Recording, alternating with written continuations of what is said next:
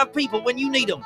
Start betting better with the VIP Play app today. Don't be a better, be a better with VIP Play today. Download VIP Play today or head to VIPPlayApp.com. Make sure you use the promo code FANRUN to take advantage of their welcome bonus and so they know that we sent you. Gambling problem? Call 1-800-8899-789. Must be 21 or older and located in Tennessee to bet.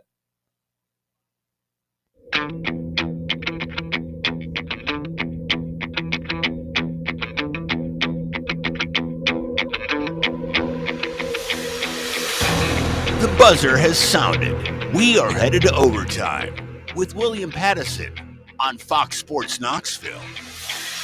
This is Fan Run Radio.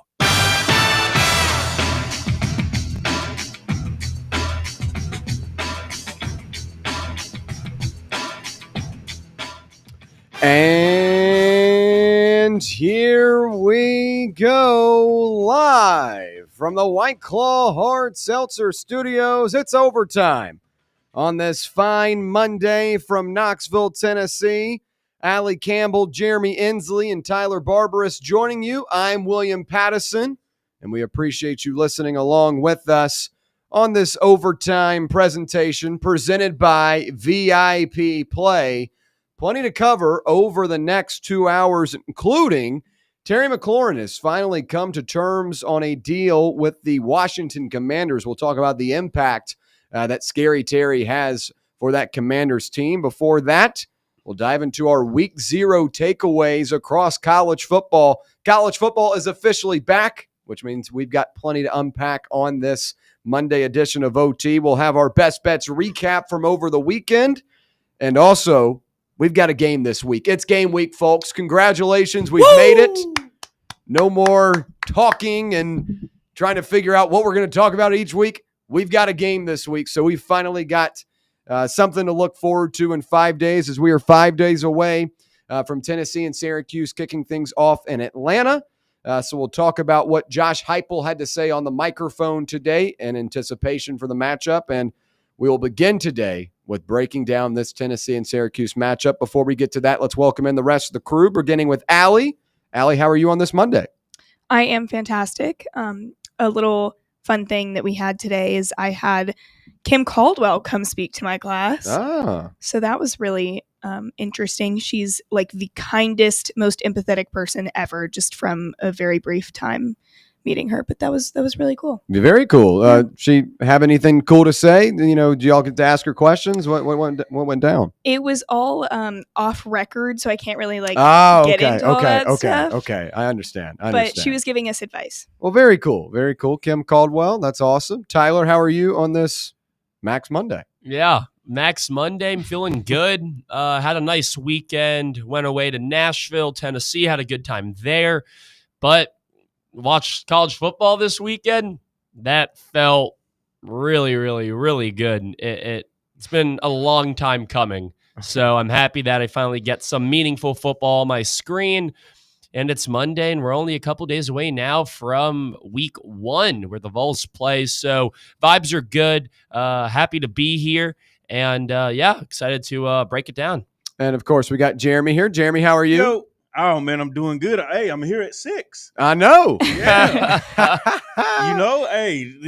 Much appreciation to my supervisors and stuff for allowing me to schedule off on Mondays now. So I'll be able to get here early with y'all and talk some ball. Well, good deal. Happy to have everyone in on this fine Monday from K-Town. Let's dive right into it with our first things first topic, and it's game week, folks. Game week has arrived on Rocky Top as number 24/18 Tennessee, whether you're looking at the AP poll or coaches poll, prepares to open its 129th football season Saturday against Syracuse in the Aflac kickoff game at Mercedes-Benz Stadium in Atlanta. Kickoff scheduled for 12 p.m. Eastern Time on ABC. With 4 weeks of fall camp in the books, the Vols now turn their focus to a Syracuse team that went 10-3 and finished 4th in the ACC last season. The Orange featured a retooled offense in 2025, presenting the challenge of preparing for an opponent with plenty of unknowns in week 1. And we'll begin with our vibe check. I love doing these each week. Allie, as you'll remember last year, we always had a vibe check on Monday and a vibe check on Friday. So we'll have one once again later in the week. But how are we feeling entering game week? And outside of the fun and the emotion of having college football back on our TVs, I feel pretty good about this matchup. And we'll continue to dive in through all the details this week. But Tennessee, I think, is more established on the defensive side of the ball than any unit in this game. And going up against the Syracuse offense that loses a ton from last season, loses a couple of guys in the spring portal that were going to be key contributors to this team. Trevor Penna, the wide receiver for the Orange, ended up transferring to Penn State. That was a big loss for them as he was supposed to be their focal point in the receiver room. So I like how Tennessee's defense is set up in this one. And even though there are some concerns on the defensive line in terms of depth with Davian Hobbs missing time with a foot, you're going to have some blue chip freshmen coming in like an Isaiah Campbell and Ethan Utley. But you've also still got your main contributors in a Jackson Moy and a Bryson Eason, Joshua Josephs. And then today, and we'll talk more about what Heupel had to say today, but Boo Carter is going to be available on Saturday, so that's a good sign as well. I think defensively, Tennessee has the upper hand in this one. Could see a low-scoring affair because of what Tennessee's defense is able to do. And then offensively, I'm just excited to see what this thing looks like. And that excitement could quickly turn into some scaries, some Sunday scaries, if you will, going back and watching that tape. But right now, I think you do have a solid offensive line. The running back room is really deep. I said last week that I believe this is the deepest running back room Tennessee has had under Josh Heupel. And Joey Aguilar is a quarterback with plenty of experience. He's played in a lot of openers before. I'm just intrigued by the wide receiver room. It's still a concern for me, but again, we'll hash that out throughout the week. But I'm feeling good. I'm happy to wear some orange today and have it mean something as we got kickoff time in Tennessee on Saturday. Allie, what's the vibe check for you on this Monday? Well, of course, very excited that college football is finally back, but specifically with this game, feeling good that this is the level of matchup that we're starting at, because it's not a UTSA where we're feeling super confident and can run the score up, and it's not like a Texas or Ohio State matchup this week. Both of those programs should be very nervous, but we have a nice level of competition where they will challenge us, and we'll get to see a lot about what we need to work on and what we should focus on going into next week's game. But it's also two matchups where there's a lot of newness, a lot of replacements on both Syracuse's team and Tennessee's, two new starting quarterbacks. So this will be a very teaching game for week one, feeling confident in Tennessee's ability to get it done. We have played them 3 times in history of the program and won all 3 times. And one of those in, I believe, 2001 was the season opener. So that is, hopeful that we'll see a similar situation happen this year. But vibes are good as of now. Yeah, you mentioned those openers. Tennessee also opened with Syracuse in 1998. Uh-oh. Why is that a big deal? Well, Tennessee won the national championship in 1998. So you can, Jeremy, hold on now. Jeremy, take your hand out of your face. Have some positivity on this Monday. Continue. Okay. Hey, week one is nice because you can be optimistic as much as you want. I'm just saying that parallel is hilarious. But Jeremy, I'm just connecting the dots. Yeah, just connecting the I'm dots. I'm all for it. I'm not mad at you. You opened with Syracuse in 1998 on the road. Tennessee then went on to win the national championship. I'm not saying they're doing that this year. I'm just saying 1998 was pretty special. Jeremy, what's your vibe right now heading into this matchup? For UT fans, you got to feel good. Boo Carter's playing. That's definitely a good sign. You got to answer early enough. So hopefully Joey has been able to get all the first team reps, and hopefully he's been able to build more of a rapport with his receivers going into this game. So you go into this game hoping that you're hitting on all cylinders, at least for the most part. And then, like Ali said, this is a good litmus test to see, what it is you need to improve on heading into an ETSU, and then to get ready for Georgia so you can actually fine tune when you start SEC play. So, you actually have to feel good about where you are at heading into week one. It seems like for the most part, outside of the receiver room, everybody else is healthy. Linemen seem healthy, so the run game should be strong. Hopefully, pass protection will be strong as well. So, yeah, I mean, vibes have to be good. Ty? Yeah, I'm feeling very good. Like you said, William, obviously there are some concerns, and you don't want to wake up on Sunday being like, all right, now we have to change this, we have to fix this. But that's what week one is. You kind of find your identity then, and then you can fix it, retool it, change it. And that's where you see, all these really, really good teams progressively improve throughout the year. Week one is kind of that, all right, let's see what we have with the players that, are starting for us. If we got to make changes, we'll adapt, we'll make those changes. But I'm really, really excited. Sadly, I won't be making the trip down to Atlanta, but I will be at Barley's Tap Room and Pizzeria with the rest of the crew on Saturday, hanging out, watching the game. So really, really, really excited to get back in the swing of things with Tennessee football. Yeah, we'll look at the live chat on YouTube real quick. We appreciate you using that. Mr. Jones said, what if Joey Aguilar thrives in Heupel's offense? Remember, Hendon Hooker was a nobody till he linked with Heupel, and that is true. And we could see some big things from Joey Aguilar this season, as he does have a very structured offense around him.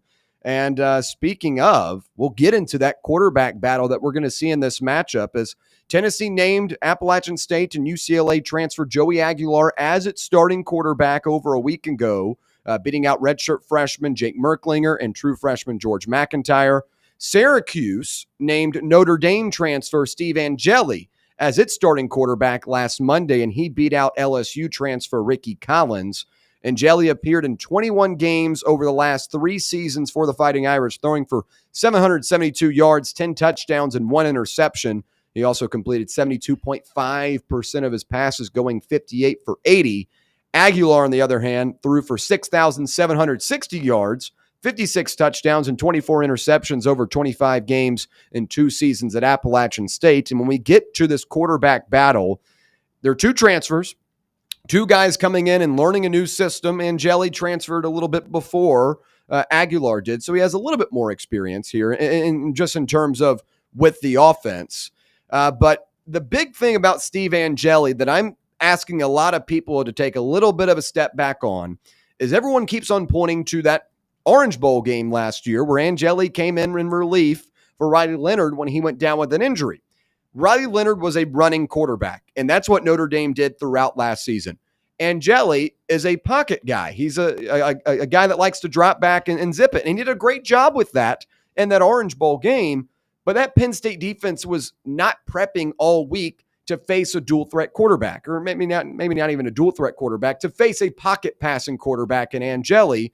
So yes, was Steve Angeli really good on that one drive before the first half ended? Yes, and it helped me out. I had Notre Dame in that game, and he was great. I was cheering him. I was rooting for him. But just because he played well in one possession, one drive, doesn't mean he's going to be able to replicate that once again at Syracuse, where, let's be real, Angeli was at Notre Dame for 3 years and never saw the field as a starter. So let's pump the brakes there. I guess fact check that. Angeli did start in the Sun Bowl 2 years ago, but in a meaningful regular season game, I should add.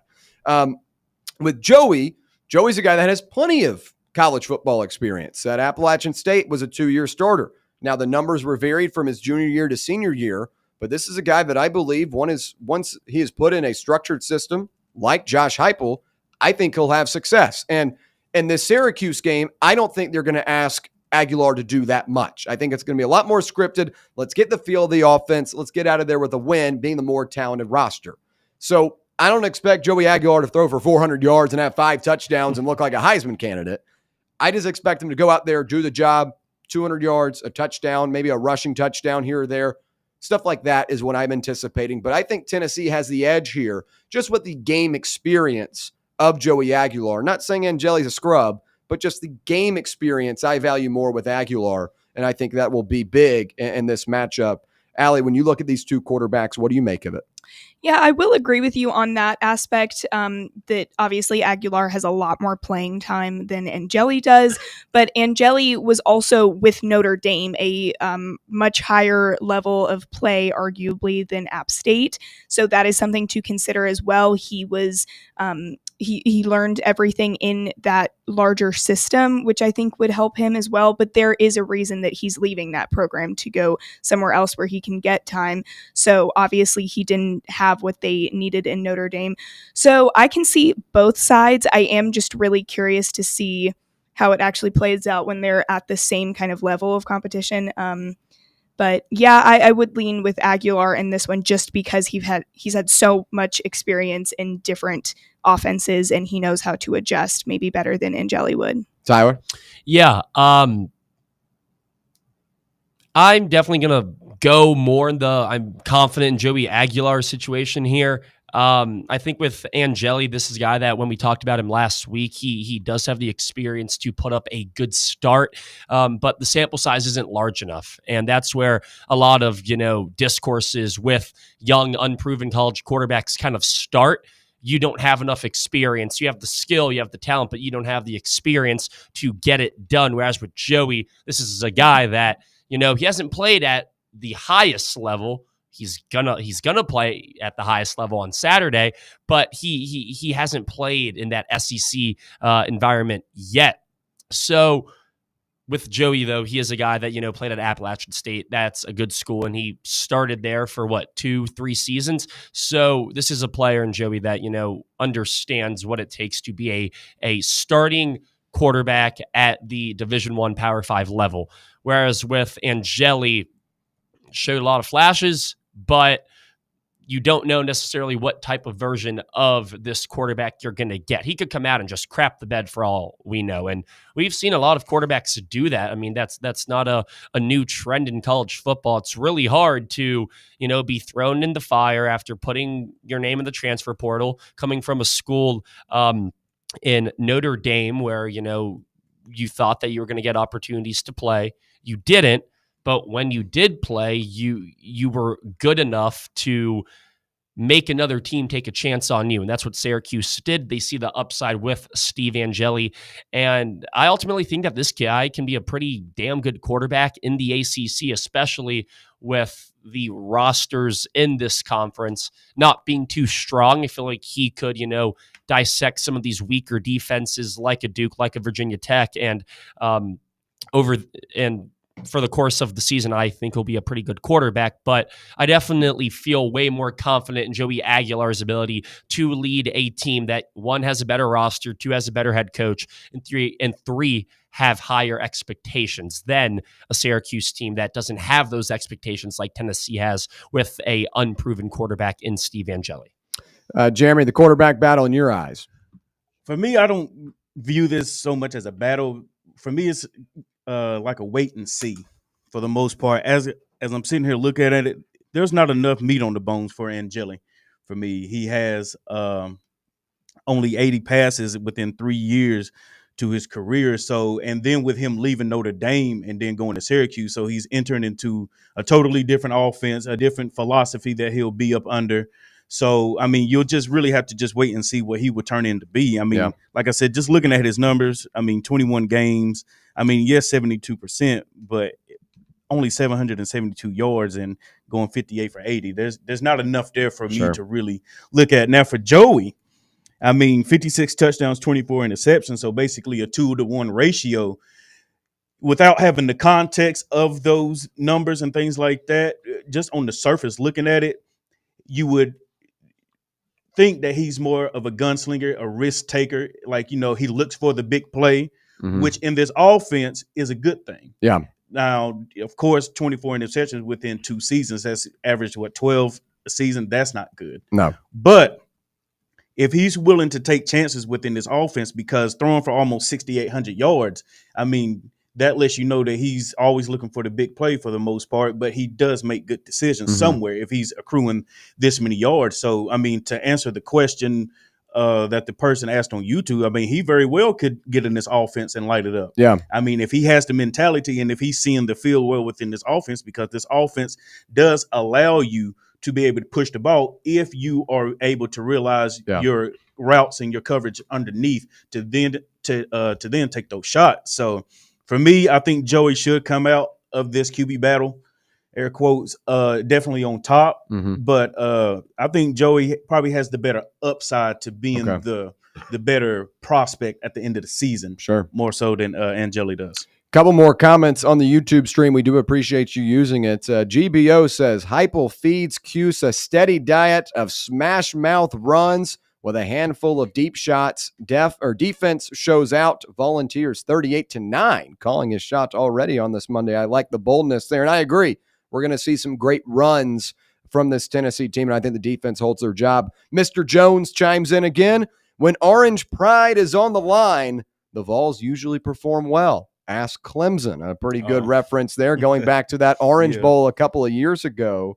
And we'll go back now to this matchup on Saturday, as Syracuse does lose a lot of production from last year. Tennessee does as well, but we'll look at both teams and kind of weigh out which one has more to replace. Syracuse went 10-3 last season, and its first season under Fran Brown, who I've given a lot of credit to over the last couple of weeks. This guy's a great coach, has done a great job already at Syracuse and kind of revitalized this program after a couple of bad years of football. And the Orange lost at home against Stanford and lost road games at Pittsburgh and Boston College. And then they turned things around, beat number 6 Miami 42-38 on November 30th to deny the Hurricanes an opportunity to make the college football playoff. And then the Syracuse Orange beat Washington State 52-35 in the Holiday Bowl to end the season on a 4-game winning streak. We'll see if they can continue that into this season, but they'll be doing it without quarterback Kyle McCord, who threw for 4,770 yards, 34 touchdowns, and 12 interceptions in 13 games. Syracuse led all of college football in passing offense last season at 370 yards per game. Tennessee, on the other hand, also went 10-3. They made the college football playoff. We know it went down in Columbus. It wasn't pretty, but the Vols also lost to Arkansas and Georgia in the regular season and lose Nico Iamaleava, lose Dylan Sampson, who was the SEC Offensive Player of the Year, and James Pierce on the defensive line, Omar Norman-Lott, Omari Thomas, a couple of really good players there. But who has more to replace in this one? Is it Tennessee or Syracuse? And I think just off quarterback production alone, I'm going to go with the Orange of Syracuse. Kyle McCord was really good last year. Now, he wasn't good at Ohio State, but Fran Brown put him in a system where he had the opportunity to really expand his horizons down the field, and that's exactly what he did. He had a great season, and Syracuse was really good down the field, but you lose your starting quarterback, you lose a couple of your top wide receivers, you're having to replace a lot. For Tennessee, let's be real, Nico Iamaleava wasn't that good last year, especially in SEC play. So I think just in terms of quarterback differential, what you are losing with what you are gaining, I think the margin is slimmer with Tennessee than it is for Syracuse. So that's why I'm going to go with Tennessee not having to replace as much, and Syracuse is the one that's having to replace a lot more just because of the impact that Kyle McCord had last year. And I know that from year in to year out, it doesn't mean everything. Every team is a new one each season.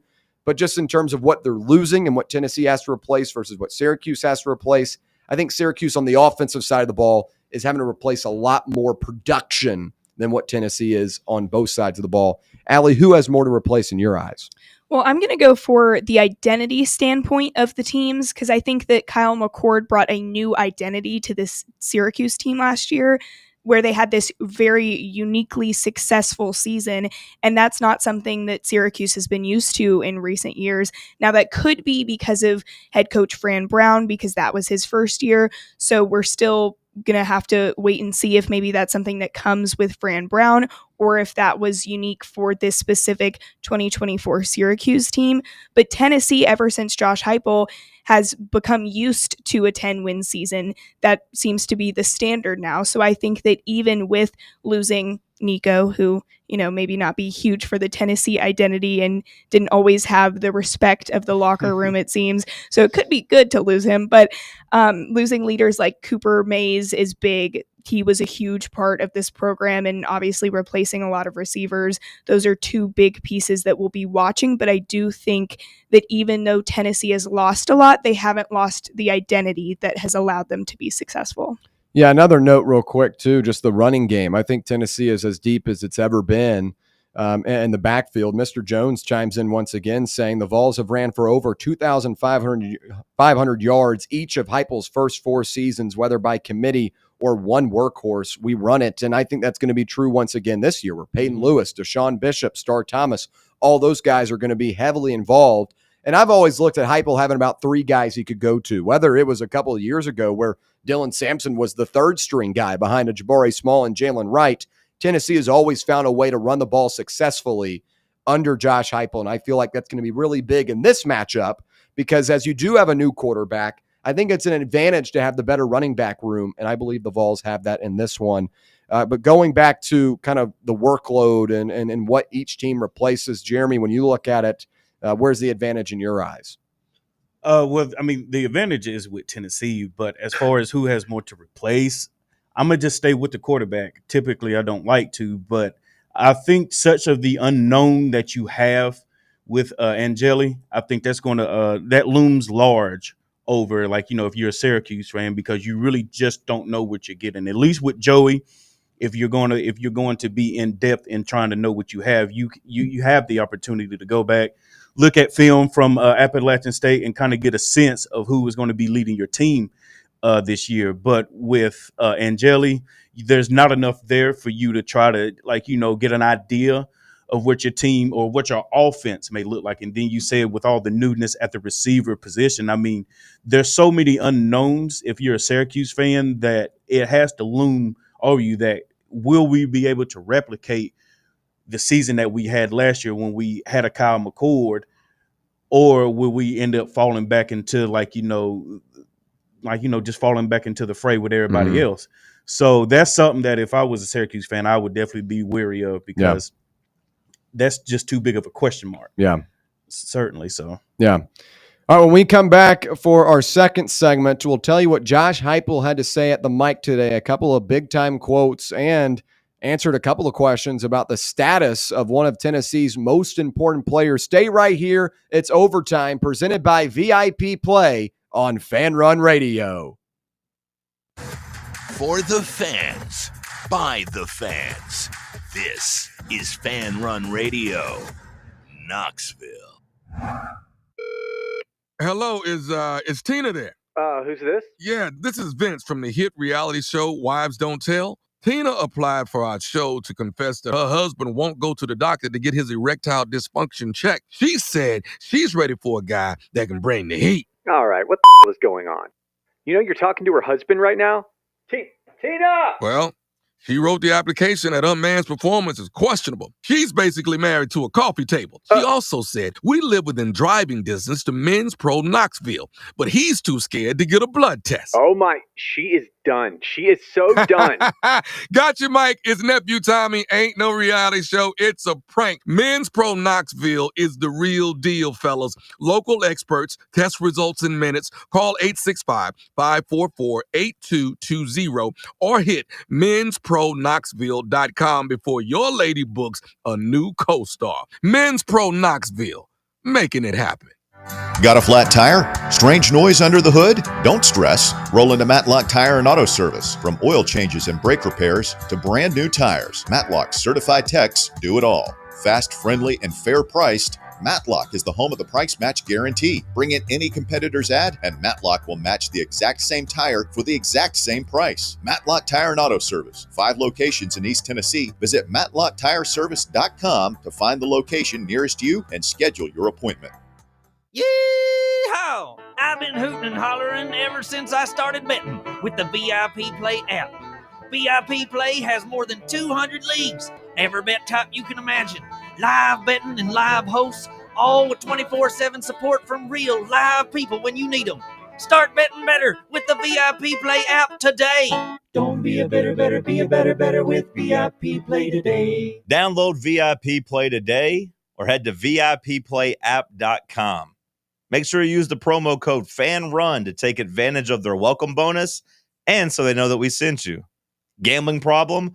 Call 1-800-88-99789.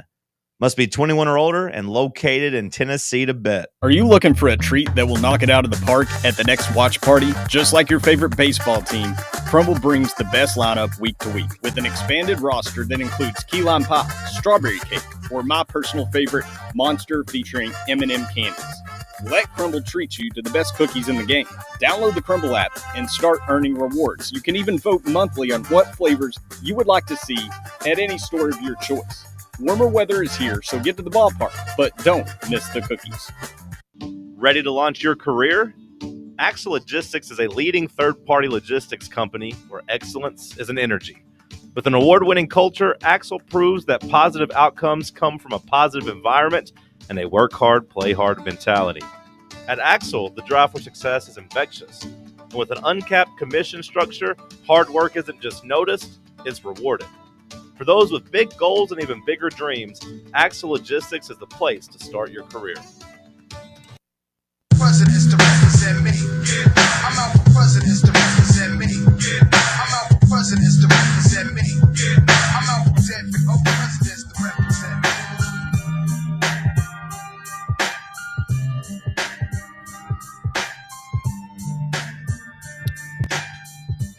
All right, back here on Overtime on this Monday from K-Town. We appreciate you listening along with us, whether it be on the free Fan Run Radio app, 105.7 FM or 1340 AM here in K-Town on the local dial, or on the X/YouTube live stream. However you're listening or watching, we do appreciate your time.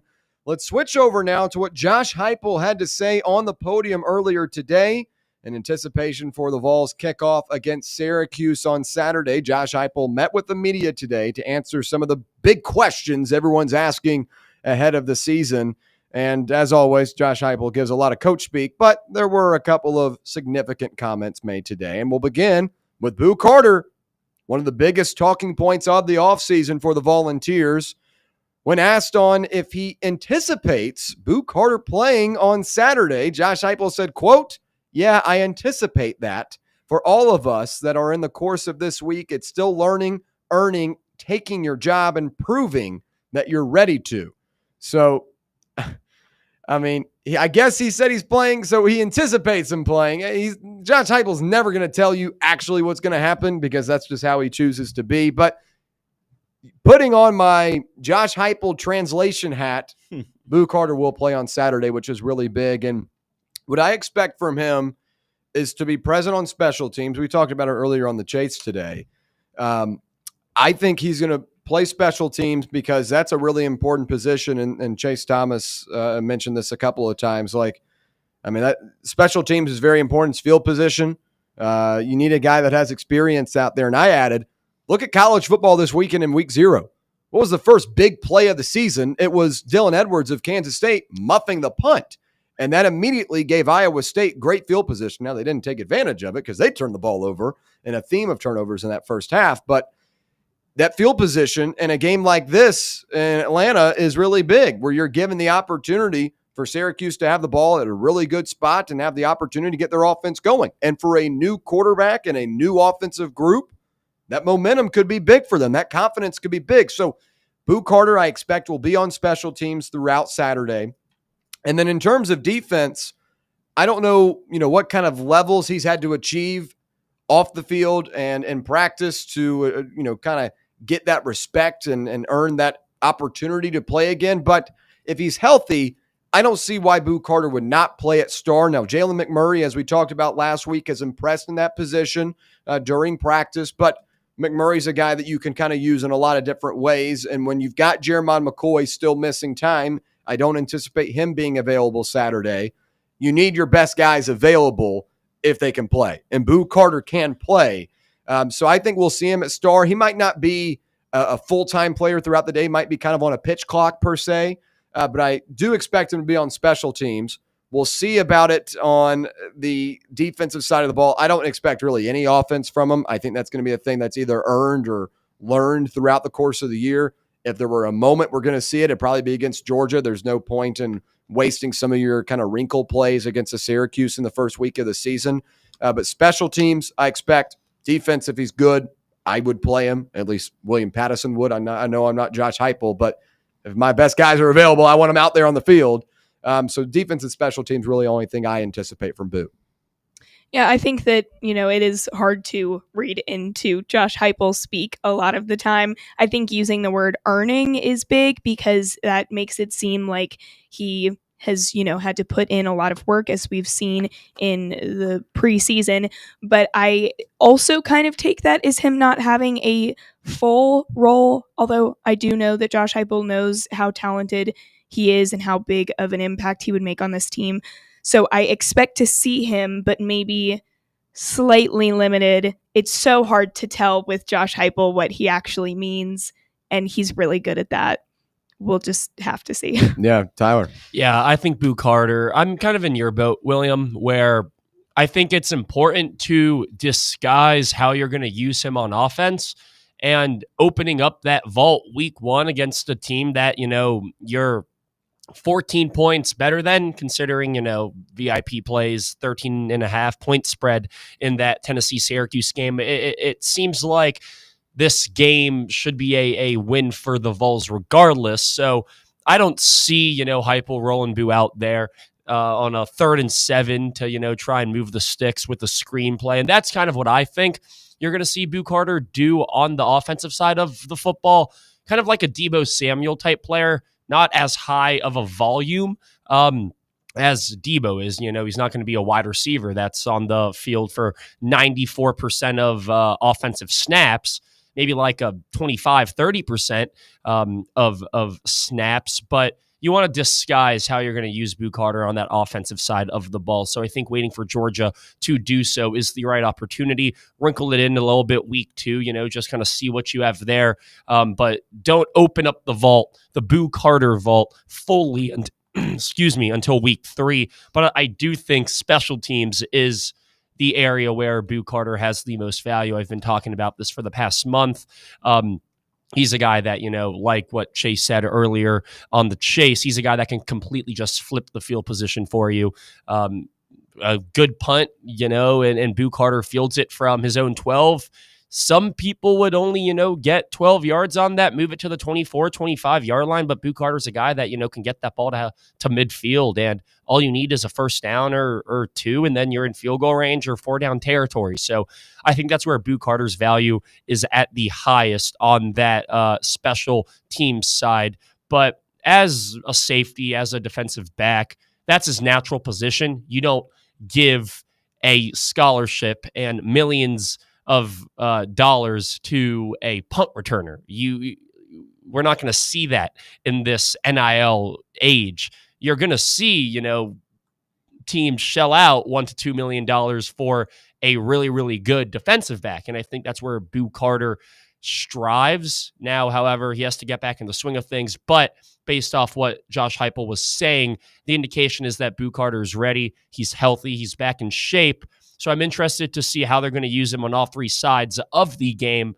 But I do think the defensive side is what he has to focus on the most, because as a punt returner, as a guy with, the ball in his hands, that stuff comes naturally for some players. I mean, comes naturally for Travis Hunter. Not comparing Boo Carter to Travis Hunter, but there are some guys that, are just naturally good with the football in their hands. And I think that's where Boo Carter is going to strive the most. But as a defensive back, that's where you have to prioritize him.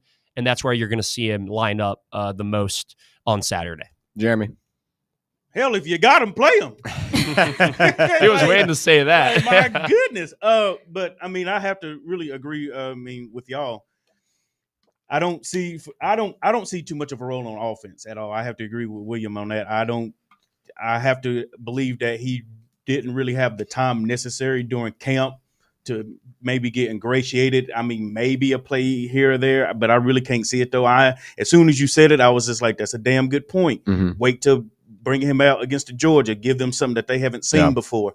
But I mean, he should get a bunch of tick on defense. And I mean, Tyler's point about his ability to flip the field on punt return and possibly kickoff. I mean, if that's where he's dominant at, I mean, why wouldn't you let him do it? I mean, it's just as simple as that. Yeah. So GBO chimes in on the YouTube stream, quote, "You have to play Boo in the first 5 games, so he can't take a red shirt with him. Might change his decision."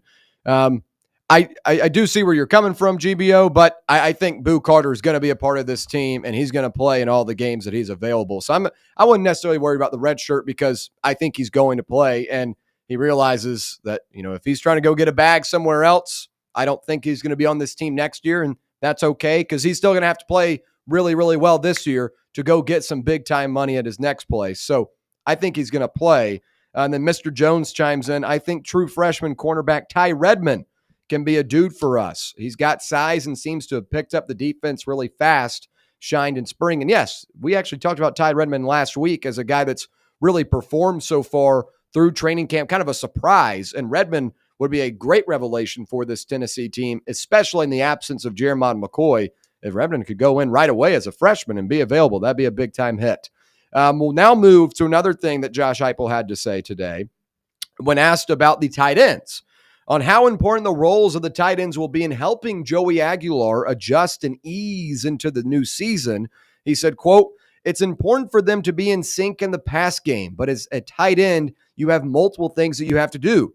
They have to be at elite at what they're asking them to do in the run game, in the core, and then obviously in protection at times as well. In this football game, all 11 being on the same page and doing their job at a really high level is important. You know you have to be efficient on first and second down, and that's part of creating big plays too, and being able to convert on third down. And last year, I think Tennessee had a lot of success on 12 personnel type looks where, go back to that NC State game, and I get it, NC State wasn't that good. But a couple of my favorite plays of the season were those 12 personnel packages with Miles Kitselman and Ethan Davis and Nico Iamaleava, and you had a lot of RPO out of that, where you had not only Nico as a runner, as a quarterback, but you also had it with Dylan Sampson. But then you also had a couple of plays where Miles Kitselman would kind of flare out, and you had a touchdown pass off one of those. So I like the 12 personnel with Kitselman, with Ethan Davis. But another guy that, folks, you got to know before this season begins is Deshaun Brame, a true freshman, a top 70 recruit this past year out of Kansas. He has dazzled so far in training camp, and I believe that that's going to be a guy that is immediately thrown into the game and has an opportunity to make some big-time plays. And I love that, too, because Kitselman is in his final year. Ethan Davis has been here for a couple of seasons now. You need that next tight end to kind of come around, and that could be Brame, and I love it that it's a true freshman, because if you can get these true freshmen playing early and playing well early, that's a guy that's going to be here for 2 to 3 years, which I think is really valuable. Deshaun Brame, remember the name. You might see him on Saturday, but the 12 personnel I think would be a great idea to be used this season. Jeremy, former coach, former player, you look at this. Do you like the 12 personnel look for Tennessee? Yeah. I mean, if your receiver room is going to be beat up to start the season, I mean, yeah, this could definitely end up being one of your best bets on offense. I mean, everybody knows that the tight end is definitely a QB's best friend, of course. I mean, for the most part, they got the size and the speed over linebackers, and definitely a size advantage over safeties and other secondary players. As far as Josh saying that they have a lot of responsibility, I mean, they do. I mean, I'm not all the way certain of who these players are than their best attributes. I mean, but you asking inline blocking with a lot of tight ends, still being able to get out in their routes, and with tight ends, something that people don't realize that tight ends have to be especially good at is that they have to be good at reading coverage and leverage during their routes. Okay, because not most, but sometimes tight ends have option routes. Mm-hmm. And if you're seeing things one way other than your quarterback, then I mean that's how interceptions are, bad incompletions, ball being thrown one way, receiver goes the next. So yes, there's definitely a lot on the tight ends, but if they can get on the same page with a lot of stuff, I mean that could be a very dynamic connection. I mean, because if these two tight ends are very senior laden, mm-hmm. then things like that, I mean, they could almost end up being your Tyler Warrens, mm-hmm. maybe where they'll end up accounting for 60-70% of mm-hmm. production in the pass game. So, I mean, it could be very huge. I mean, and there's just so much that you can do out of 12 personnel. Mm-hmm. I mean, you mentioned RPOs, but there's block shed and releases, with tight ends and things like that you can do. Oh, I mean, 12 personnel is really a personnel that a lot of offenses like to utilize because their tight ends are such a matchup problem. And once you get into the red zone, that's where I think a lot of these packages could be effective. I was just going to say that too. The red zone is where it's the most effective. Hey, roll the dice and see how it looks and get to it. Yeah. Hey. Yeah. A couple more quotes I want to cover before we hit the break. On his feelings towards the state of the wide receiver room, this is what Josh Heupel had to say earlier. Quote, young guys that maybe came in January or transferred in January, I feel like they've done an elite job of being super mature and handling everything within the scope of our offense. Played and competed at a really high level, made plays. I got great trust in those guys. And while Heupel may have some trust in these guys, I do still have some concerns about this wide receiver room. And one of my big frustrations of the offseason and the transfer portal cycle was not going and getting an established wide receiver. Because right now, you sit with Chris Brazzell, Mike Matthews, and Braylon Staley. Matthews and Staley were, really highly touted coming out of high school. Brazzell was really good in his freshman season at Tulane, but was a little bit of a disappointment last year, only 330 yards. And then you look at the depth of this team, and it's 3 freshmen and a redshirt freshman and Amari Jefferson that didn't touch the field at Alabama. And we know in the course of Josh Heupel's time at Tennessee that wide receiver injuries are a part of it. Cedric Tillman goes down in 2022. In 2023, it was Brew McCoy. Last year, it felt like everyone was beat up. So we know a wide receiver is going to go down at some point, and I don't like the depth of this team. So while Heupel may be confident and trust in these guys, I don't have a lot of trust in them right now. Allie, what do you make of the wide receiver room? Do you feel the same with Heupel and have that trust, or are you kind of more in my boat and don't really know what to make of it? Yeah, I mean, it's always worrisome as they get injured consistently in this offense. I pretty much agree with everything you said. Still an area of concern for me, and I think that this is coach speak, to be honest. So. Yeah, a lot of coach speak. Josh Heupel loves to do that. When we come back for our next segment, it's our best bets recap from over the weekend. Week 0 of college football. Got off to a little bit of a rough start for me, but we bounced back with the Rainbow Warriors. We'll break it down when we return right here on Fan Run Radio. Catch up with all things Fan Run by subscribing to our podcast feed. Like, rate, and download the show from the Fan Run app or wherever you get your podcasts. Hey, Knoxville. Surfside iced tea and vodka made with real brewed tea is only 100 calories, 2 grams of sugar with no bubbles and no troubles. That's right, 0 carbonation, so it's easy to sip and enjoy. Headed to a game day or party at a friend's house? Bring an iced tea or lemonade variety pack from Surfside or try their green tea and new raspberry tea vodka. Find the can with the sunset stripes this season. Surfside iced tea and vodka. Sold at bars, restaurants, and stores near you. Surfside iced tea and vodka. Sunshine in a can. Must be 21 or older. Enjoy responsibly. Rickard Ridge Barbecue, located in beautiful Cove Lake State Park. Rickard Ridge is home of the best ribs in the Volunteer State. Smoked daily by Pitmaster Mark Rickard. The barbecue at Rickard Ridge is mouth-watering, fall-off-the-bone delicious. Take the scenic drive up I-75 to exit 134. For directions and to look at the rest of the menu, visit Rickard Ridge online at rickardridgebbq.com.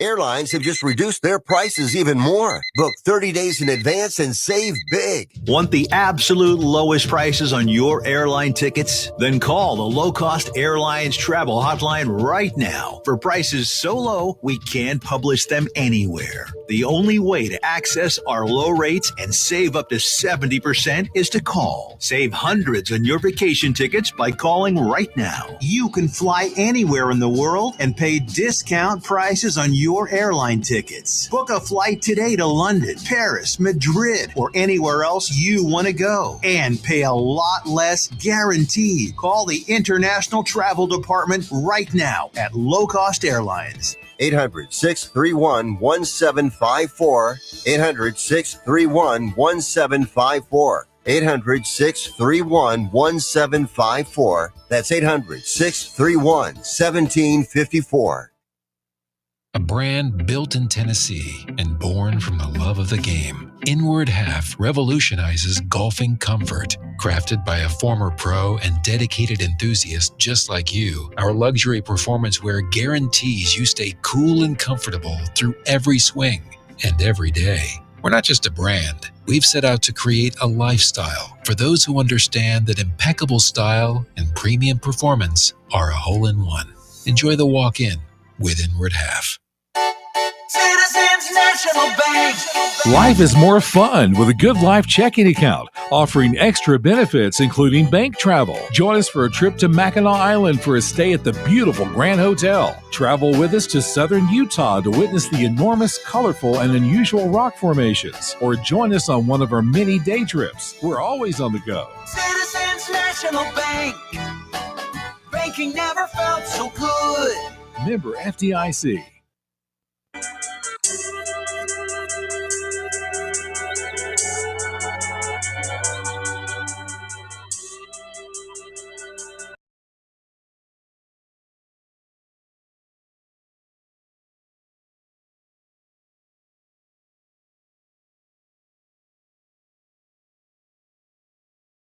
Knoxville, Tennessee. We appreciate you listening along with us.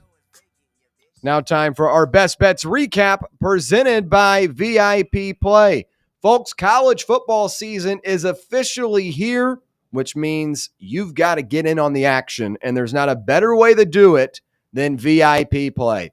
Go claim your VIP Play welcome bonus. When you make your first bet of $5 or more, you'll get $100 instantly in bonus bets by using the code FANRUN. That's FANRUN in all caps to claim those bonus bets. And now all of the new withdrawal and deposit methods are in place. So now the betting experience is as seamless as ever. And look, folks, we got football on Saturday, Tennessee football on Saturday. If you want to bet on the Tennessee-Syracuse game, you want to have some some bonus bets involved in that as well, why would you not download the VIP Play app? When you're making your account, make sure you type in the code FANRUN, all caps right off the bat. You'll get those $100 in bonus bets. Gambling problem, call 1-800-889-9789. Must be 21 years or older and located in Tennessee to bet. Time for my Best Bets recap. As you guys know, college football is my sport. That's what I handicap every year, going on year 3 of it. Up 20 units in the last 2 years. So if you like making money, just tell my picks and we'll win together. 1-1 this weekend. We started off with Kansas State -3. And we'll talk more about this on the other side when we do our week 0 takeaways. But Kansas State continues to get in their own way. That's why they had a terrible end to the season last year. Penalties, 4th down conversion rate, and also just not executing the big-time plays. They got in their own way. And I still think they were the better team on Saturday. As sloppy as that first half was, 1 of 3 on 4th down compared to 3 of 3 on 4th down for Iowa State was the differentiating factor in this one. And also a healthy, available running back for Iowa State. They sat him the whole game, put him in the 4th quarter, and Jansen ran all over the place. So I think Kansas State was still the right side. I know that's a loser take, but we lost Kansas State -3. It's whatever. Lose the first one of the year, off to a tough start. But later in the night, the Rainbow Warriors, I had them at -2.5. They win by 3 with a kick to win it at the buzzer. Not at the buzzer. You know what I mean. But the fun thing about that Hawaii kicker was he learned how to kick field goals off of YouTube. And he ends up hitting a big-time one against Stanford. Stanford's terrible. But for Hawaii standards, that's a big-time win, being a Power 4 opponent in your own building. So 1-1 on the weekend. We'll only lose like $5, $11, depending on your unit size. But we'll be back this week, and we've got plenty of action. Boise State, South Florida on Thursday. That's going to be a banger of a game. Nebraska and Cincinnati. We've got some great games early in the week, and we go all the way to next Monday. So make sure you're following on the Fox Sports channels. We post a graphic there. And if you want to bet exclusively with me, at the Patafax on Instagram and Twitter. I'll put my bets out every day so you can get in on the action. But make sure you're doing it with VIP Play. Go use that FanRun code. Get $100 in bonus bets. Gambling problem, call 1-800-889-9789. Must be 21 years or older and located in Tennessee to bet. When we come back on the other side, we'll dive into our week 0 takeaways from Dublin, from Kansas, from UNLV, from Hawaii. We're all across the globe on this week 0 takeaways today. And then also Terry McLaurin signs with the Commanders. They come to an agreement. We'll tell you how big of a deal that is for Washington heading into the new year. Stay right here. It's Overtime, presented by VIP Play on FanRun Radio. Follow us on Twitter or X or whatever they're calling it these days at Fox Sports Knox, Fox Sports Knoxville, FanRun Radio. Every 40 seconds, a child goes missing somewhere in the U.S. You can help in the effort to find missing kids simply by donating your car or boat to Find the Children, a nonprofit organization dedicated to returning missing children to their families. Find the Children works closely with national and community agencies and organizations and helps distribute flyers and posters that are directly responsible for recovering missing kids. Your car or boat donation helps protect and recover children in every state and community by sponsoring child safety and recovery programs. For fast, free pickup, call anytime, 24 hours a day, 7 days a week. Running or not, your car, truck, van, RV, or boat will be towed away free of charge. Fast, free pickup, plus it's tax deductible. Everyone wins when you donate your car or boat to Find the Children. Call right now. 800-466-8813. 800-466-8813. That's 800-466-8813. Located in Knoxville's historic Old City, Barley's offers great food, live music, the best draft beer selection in town, and now your new favorite place to watch sports. Their indoor projector is perfect for any weather, and they've revamped their upstairs area with more TVs to take in all of the action. Their menu features hand-battered chicken tenders, juicy burgers, fresh salads, and the tastiest pizza in Knoxville. You can enjoy their happy hour drink specials daily from open until 6 p.m. Barley's Tap Room and Pizzeria. Blackford Veterinary Surgery Referral specializes in surgeries not regularly performed by your pet's general veterinarian. They're currently accepting referrals from vets all across the country. With their newly renovated state-of-the-art surgery center and highly trained staff, clients can rely on professional and thorough care. If your vet says that your pet needs surgery or rehab, ask for a referral to Blackford Vet and let them get your best friend back on its feet. Located conveniently in West Knoxville. For more information, visit blackfordvetsurgery.com. Hey folks, if you're in need of a lawyer, you need to call my friend Jerry Givens. I've known Jerry since high school and can personally vouch for him. He's East Tennessee through and through, and if you're going through a divorce, bankruptcy, or a DUI case, you'll need someone you can trust on your side to help you navigate the local legal system. You can trust Jerry Givens. Call the law offices of Jerry Givens today at 865-801-9250 to schedule your free consultation. That's 801-9250. This is one of the last homestands to see your Knoxville Smokies play this season. This week will be full of celebrations with All-You-Can-Eat Wednesday and Titans Night on Thursday. You could win a free Titans autographed jersey and tickets to an upcoming game. Then the weekend is packed with fireworks on Friday. Saturday is UT Night with a Dylan Sampson bobblehead giveaway and fireworks, and our day game of the week on Sunday. Grab your tickets now at SmokiesBaseball.com. Knoxville Smokies. Got a problem tree looming over your home? Call ECR Total Landscapes. Whether it's trimming, removal, or storm cleanup, our certified pros get the job done safely and efficiently. We're licensed, insured, and ready 24/7 for emergency calls. Big or small, we cut them all. ECR Total Landscapes. Call now for a free estimate, 865-384-2012, and mention promo code FANRUN for free stump grinding on any tree removal now through the end of the year. Also, visit us at ecrtotallandscapes.com.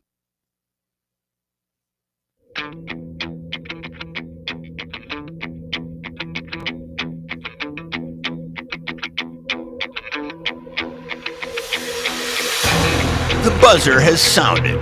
We are headed to overtime with William Pattison on Fox Sports Knoxville. This is Fan Run Radio. Here we go. Hour number 2 on a Monday, live from the White Claw Hard Seltzer Studios. It's overtime. Allie Campbell, Jeremy Ensley, Tyler Barbaras joining you. I'm William Pattison. Great stuff in hour number 1. We'll continue it here in hour number 2 as we'll get into our week 0 takeaways from college football. I know there wasn't a ton of action, but man, was it a good feeling on Saturday to wake up and watch some college football. I mean, that was my main event up until like 7 o'clock. And, I got to go out and be a young guy. But sitting on the couch and enjoying some football was awesome. And we'll dive into all of our takeaways from over the weekend. We'll switch over to the Shield a little bit later on as well. Terry McLaurin, a story we have continued to cover over the last month or so. Contract negotiations that have kind of gone sideways now have been resolved. Scary Terry's going to remain a member of the Commanders, and we'll tell you how big of a deal that is for Washington. And as always, we'll have our final thoughts at the end of the show. Let's get right into it with our first segment of this hour, and it's our Week 0 takeaways. We'll begin in Dublin, where one of the most pivotal games in the new-look Big 12 went down as number 22 Iowa State overpowered number 17 Kansas State 24-21 in Dublin, Ireland to kick off the 2025 college football season. A sloppy first half mixed with turnovers and pouring rain gave way to a very explosive second half filled with points and precision. After a 7-7 score at the half, the teams combined for 31 points and neither had a turnover in the final two quarters. Kansas State quarterback Avery Johnson, whose family got into a little bit of a kerfluffle after the game, connected on a touchdown pass and completed 37 yards and 65 yards in terms of touchdowns in the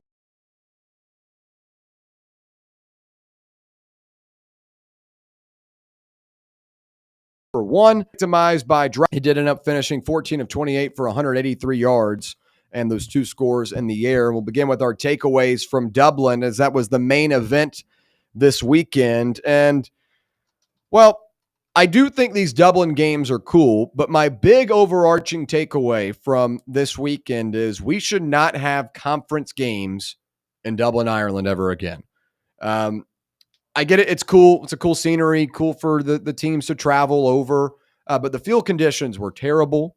It was raining for much of the first half, and both those teams look like, FCS schools because of the field conditions and the rain. And I get it. It's a part of football. And you might be saying, William, come on, you're being too wimpy here.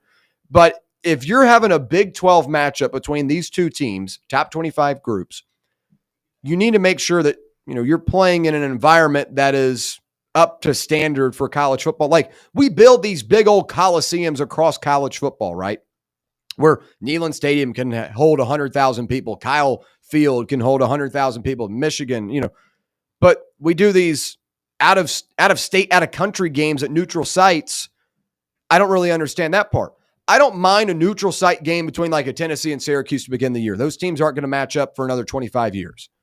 But Iowa State and Kansas State are two rivals.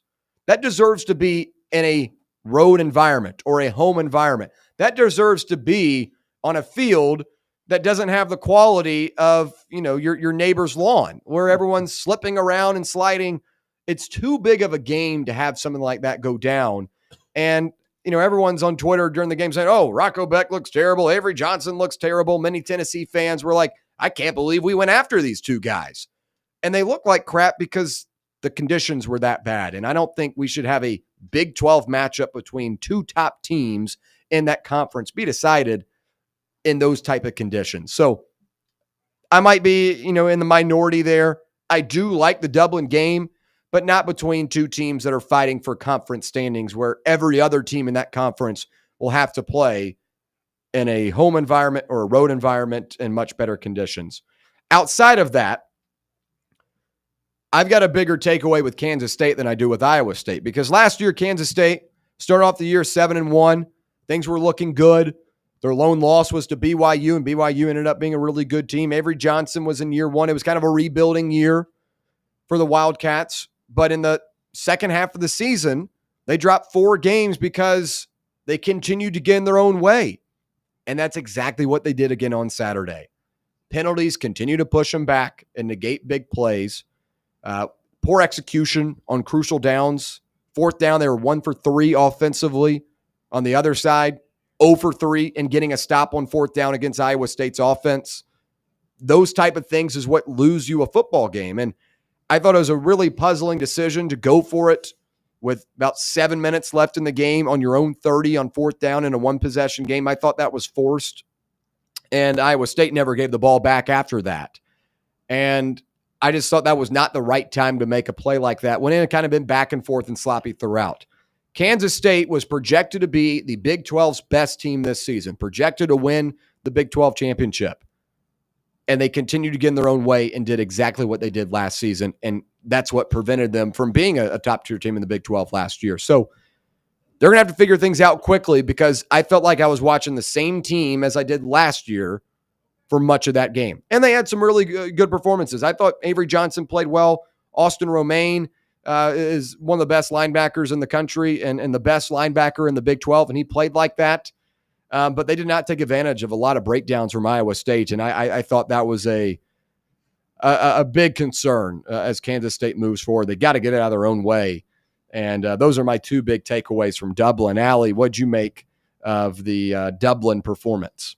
Two takeaways for me as well. The field conditions made them appear as though they had maybe too much Guinness the night before over there in Dublin.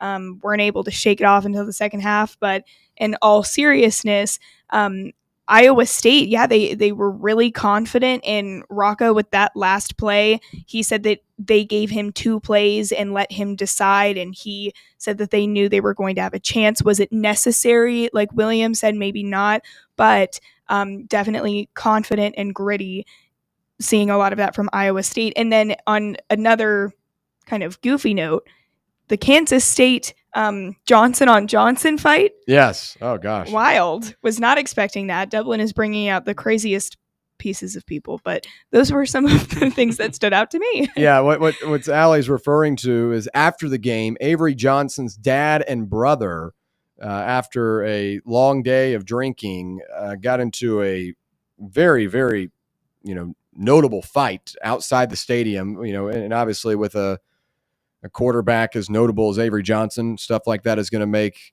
headlines, and that video has surfaced everywhere. A very embarrassing moment for that family, but they have come out with a public apology and try to say everything's all good. But just a bad day for Kansas State, and in particular Avery Johnson, who didn't play terrible, but his team lost, and then his parents, or I guess his brother and his dad, get in a highly publicized fight. But yeah, that's what happened when you can't, when you have Guinness sponsoring a lot of the events down there. Mr. Jones opens up with that opening fireworks show that caused the muff punt because smoke was still on the field. That's a good point too. Dylan Edwards, as we mentioned earlier, talking about the importance of special teams. They launched fireworks before the game. It had been raining all day, and that smoke kind of lingered, and apparently was the reason why Dylan Edwards did not return to the game, because he got hurt on that play, muffed the punt. But also, I thought it was a little bit of, he more so got his feelings hurt than he was actually hurt. Dylan Edwards, I thought, had a bad attitude after dropping that punt. Tyler, your takeaways, though, from Dublin. Well, first off, I want to say the fan base has traveled. Yeah, they did. I don't know if, there's just a big portion of Iowa State and Kansas State fans in Dublin, but it did feel like the environment during the game, leading up to the game, it felt like it was a bowl game, like a national championship game. So I can appreciate that standpoint, because I do think obviously bringing American football into European countries is a thing that we've seen, the NFL do a lot now, the NCAA do a lot, and it works. People go, people attend, and it makes headlines. However, to your point, William, with the rain and the field conditions, that's a thing that, you can't really control when you're scheduling these games. However, there could have been some sort of precautions. I don't know if maybe they could have pushed the game back a little bit later, would have messed up, obviously, the broadcast schedule and all of that. But there are some things that you can't control, the uncontrollables, and it was unfortunate to see, the rain and I guess the fireworks and the huge crowds of people drinking kind of play a part in how this game went. But from the gameplay itself, I thought it was a very, very entertaining game. I was very impressed with Rocco Beck. I thought that obviously it's harder to throw past the football when it's raining. Receivers, you saw a lot of, drop passes. You saw fumbles. Ball security wasn't at, an all-time high in this game. But I think Rocco Beck and Avery Johnson, too, for that matter, they both did a very good job of, improvising, getting outside the pocket, using their legs when they had to. That's where I feel like a lot of the offense kind of stemmed from early in the game. Towards, the second half, you started to see both teams, especially in that, fourth quarter, both teams got more into their offensive groove, you could say, because maybe the rain was slowing down and there weren't any more fireworks and smoke and fog. But overall, I was very pleased with the product. I did take Iowa State, so it was nice to, get some money there in my pocket, taking the underdog. And overall, I thought this was a pretty good game to kick off week 0. I've got a little bit of pushback on Rocco Beck, but I'll give Jeremy an opportunity to give his takeaways as well. Oh, you're good? Okay. I thought Rocco Beck underperformed. He completed 50% of his passes through 4 hospital balls that I counted throughout the game. I'm serious. I mean, they're dangerous passes. Yeah. And for a guy that was really impressive last year, he had 2 NFL wide receivers. They move on, and you're trying to establish who those next guys are. And you found a couple of guys later in the game. But I wasn't that impressed with Beck. I thought he was off target a lot of times and put the ball in situations that are, not, first off, not safe for your receiver, but also not smart. Now, look, I give him credit for his fourth quarter rally and the ability to make a couple of big-time plays there. Matt Campbell spoke about it after the game, saying that they were willing to go for it on 4th down because they've got Rocco Beck at quarterback, and that was evident. But just over the course of the game, I didn't think Rocco Beck was as good as I had projected him to be as a fringe top 10 quarterback in college football. Sure. But a lot of footballs in tough spots, and that's how you get your guys hurt. And also, one of those balls ricochets, it's up in the air, and it's a free. And there were a couple of those moments too. So I wasn't as impressed with Rocco Beck as you were. I'll give you an opportunity to respond, though. I talked about this, in the first hour, how, week 0, week 1 is a way just, to see what you have. And this Iowa State football team, especially with their offense, going through a lot of changes. And Rocco Beck was a player that, a lot of us have on our radars, Avery Johnson too. And Avery Johnson looked very, very good. I consider him a more polished quarterback than Rocco Beck. So I don't think there was any, there are some people that could, say Beck is better than Johnson, but I'm more on the Johnson side. I do think, though, Rocco Beck, when push came to shove and when he had to make plays down the stretch, he did. Hospital balls are never a thing that, you look at and you're like, oh, wow, he almost fit that ball in that tight window. If you make the catch, sure, but it doesn't matter when your wide receiver has to walk or gets escorted to the hospital. Luckily, there were no big injuries because of that, but I do think that as a quarterback, especially with these conditions, and, you could have your pushback saying, oh, well, Avery Johnson completed 66% of his passes for 270 yards and 2 touchdowns. I mean, 50, 60 yards also came on that, broken coverage on that touchdown to tie the game. But with Beck, his ability to use his legs, move outside the pocket, I think created a lot of opportunities for this offense when things weren't going well. And then you bring in Hansen, right? Their running back who looked, I tweeted, I was like, this guy looks unstoppable. Well, he was unstoppable because they didn't play him for most of the game, and then he comes out in the fourth quarter, fresh legs. Yeah. And I mean, a little bit off topic, that's going to be an advantage that the Tennessee Vols have this year with their, 3 running back trio. Mm-hmm. And it does seem like if you have, a couple running backs that can play and that are healthy and fresher, it does give you an advantage later in games. But Rocco Beck, given the conditions that, he was playing through, his team losing Jaden Higgins and Jalen Noel, you had all summer to, work through these issues. And it was evident that, his chemistry wasn't A1. It wasn't, on point. But as a quarterback late in the game, when you had to make a play, he made plays. And there were certain drives where he looked really, really good. That first touchdown drive, when he went 3 for 3 for, I think, 42 yards, perfect passes all over. Look at that drive, yeah. On the money. Great drive. And those are the flashes that, a lot of college football fans see in Rocco Beck. And if this is something that, he can build on and grow on, yes, he could have another, 50% completion game. But I do think when, you bring the weather factor into things, he got off to a pretty slow start, and he built up throughout the game. There were obviously some plays, like you said, those hospital balls that weren't necessarily what you want to see, but from a winning quarterback, he made winning plays. And I do think down the stretch, he showed that. He showed the flashes. Avery Johnson did too. And you could argue that Kansas State should have won this game, and that's the side that you take. It was self-inflicted wounds. But I think when you get an opportunity to, put put your foot on someone's throat and just kill the game when you have an opportunity to do so. You always have to take that chance, and going for it on that, 4th and 2, 4th and 3 in the red zone, that proves that, head coach has a lot of faith in Beck, and that's a quarterback that, I can get behind and that I can support.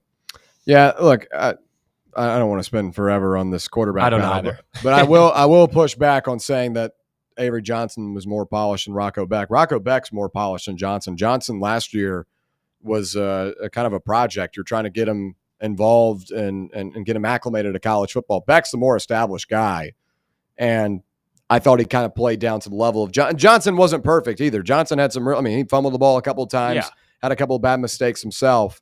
But I just hold Beck to a higher standard, and I thought he was a little bit disappointing. But again, we don't have to spend that forever. We'll see how it develops throughout the season.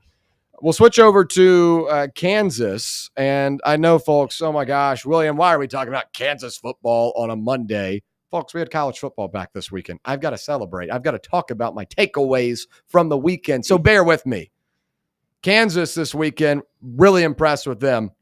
6-year senior Jaylon Daniels threw for 176 yards, 3 touchdowns, 2 of them to newcomer Cam Pickett. And Kansas opened its rebuilt $450 million on-campus stadium with a 31-7 rout of Fresno State.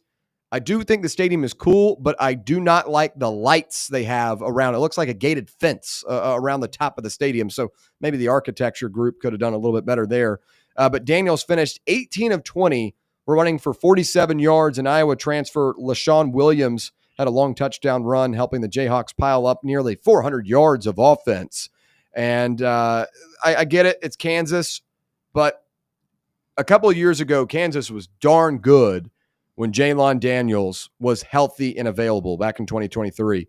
And last year, this is a group that finished the season off with 6 wins in a row. They were the hottest team in college football, knocked off Colorado in that game that was played in Kansas City. And that was when Colorado was trying to make the college football playoff steal.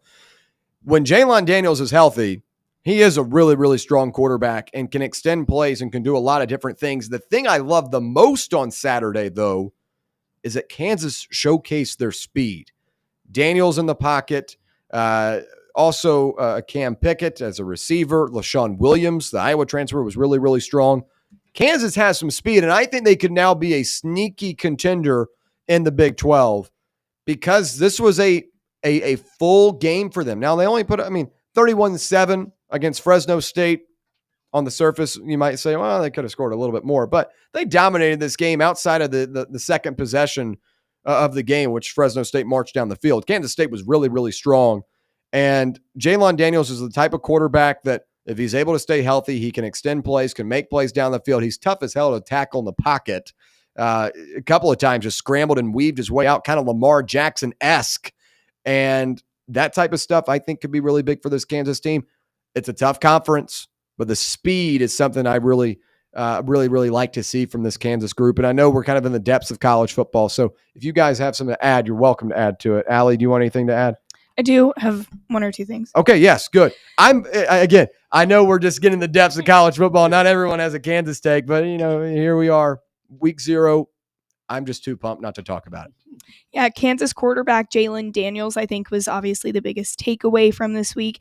Hey, he won Big 12 Player of the Week. There were only 4 teams. There you go. 4 teams competing in that. Yes. Still a win for him.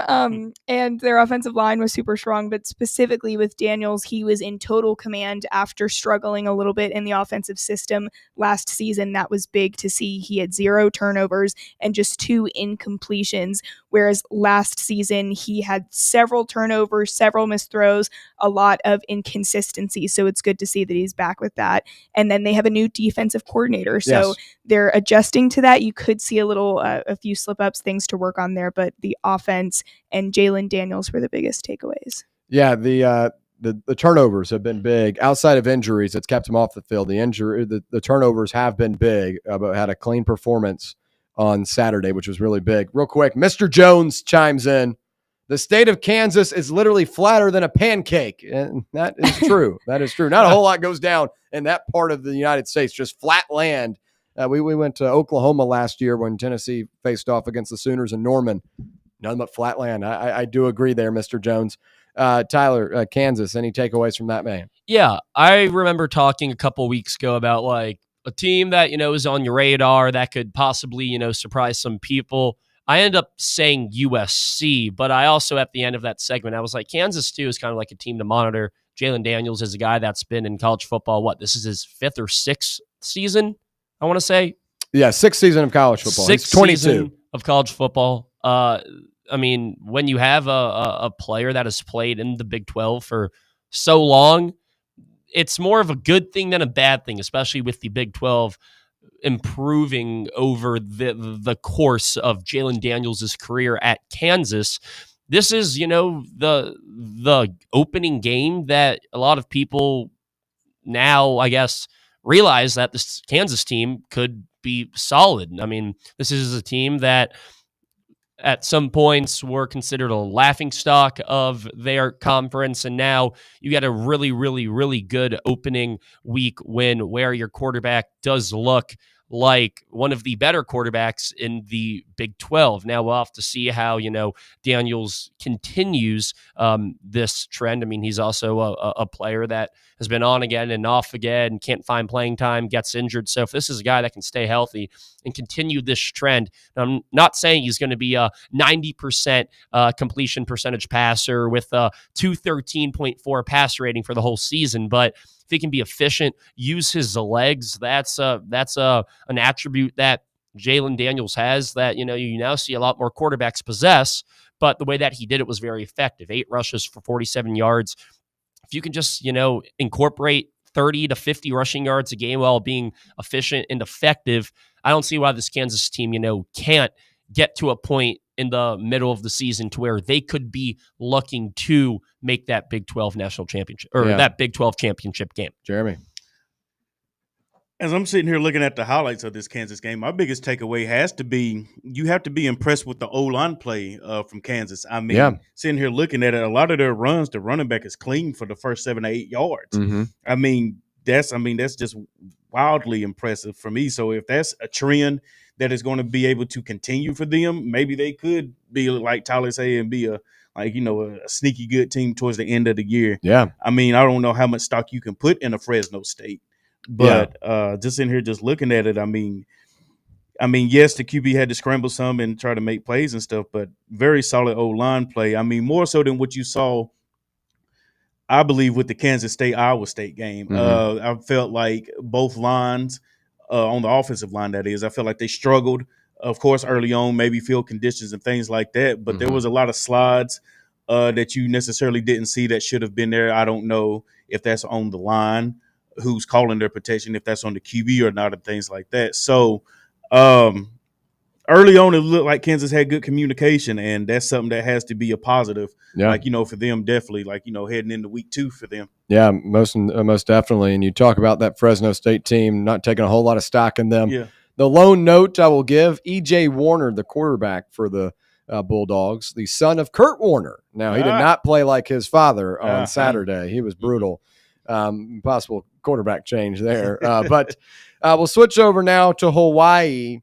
And this was a really fun game. And I feel like Hawaii at the beginning of the season always gets one of these week 0 games. And, Hawaii is just a fun team to like. And they've actually got a really good quarterback now. And they're going up against a Stanford team that is a Power 4 opponent, at least historically has been a good team. Now, obviously, this group is not good. But Micah Aliando threw 2 touchdown passes, and Kansei Matsuwa made 3 field goals, including a 38-yarder as time expired, to help Hawaii beat Stanford 23-20 on Saturday night in front of a really good crowd for Hawaii. Now, they're going to rebuild a stadium. They're going to get back to that Aloha Stadium that they used to have, and they're building a new one. But is that what it's called? Aloha Stadium? Aloha Stadium. That used to be the old one. They used to have the Pro Bowl there. Yeah.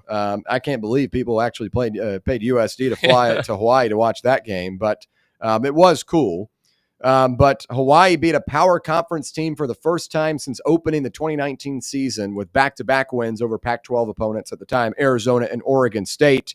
And it's their first win over an ACC opponent, as the Rainbow Warriors were 1-4 all time against Stanford before. All those games were in Honolulu. But Hawaii was tied in this game at 20 apiece. Took possession on the 28 with 1:30 to go. And Aliando got hit earlier in the game. I thought he got like a concussion and hurt his leg on the same play. I thought he was done. They took him into the tent. I was like, oh my gosh, my bet is done. And then all of a sudden he looks like Rocky out there. He's running on the sideline. I text my friends like, oh my gosh, he's back. He's back. Pulled a Lamar Jackson. And somehow Lamar Jackson gets brought up into this. And they march down the field, get a field goal. As I mentioned earlier in hour number 1, Matsuwawa learned how to kick field goals off of YouTube. He took instruction off of YouTube videos and is now a college kicker and just beat Stanford with a kick that he learned off YouTube. That's really cool. And Micah Aliando, a really, really strong performance from him. He was a guy that played at the end of last year, and his second start knocks off Stanford. Really, really cool moment. Bigger takeaway for me, I love Hawaii's new quarterback in Aliando, but the bigger one is Stanford's a disaster. Frank Reich, former NFL coach, about as boring and vanilla as you get. His team displayed that on Saturday night with arguably the worst quarterback play in college football. Stanford was driving in this game, and the Stanford's quarterback threw it to the defensive end of Hawaii. It's picked off. Hawaii ends up tying it up, and that's how the game unraveled. But Stanford is an absolute disaster. This used to be a team that had top-tier talent year in and year out. We know the Christian McCaffreys, the Bryce Loves of the world. They always used to have a really good running back. Now this team is not even worth watching. And what's funny about this is that during ACC Media Days, SMU's coach got up there and said that, you know, you look at the SEC and only 6 teams have won over the last 30 years in terms of winning the conference. Yeah. I think that's top-heavy. Well, the ACC is Stanford is losing to Hawaii, and they don't even my high school has a better quarterback than what Stanford offered this weekend. So, saying that ACC has a strong conference and trying to use teams like Stanford coming over as an example was a horrible point from SMU's coach. And again, no team in the SEC is going across to Honolulu. First off, playing in that game. If anything, Hawaii's traveling. Exactly. And the second thing, they're not losing to them either. So my bigger takeaway is Stanford is a dumpster fire right now. Frank Reich, I mean, who's that guy motivating? That guy's not relating to 18-year-olds.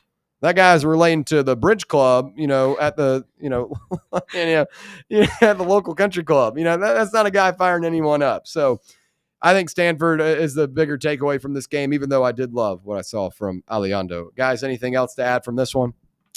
Yes, I have one. Good. I love that. Okay.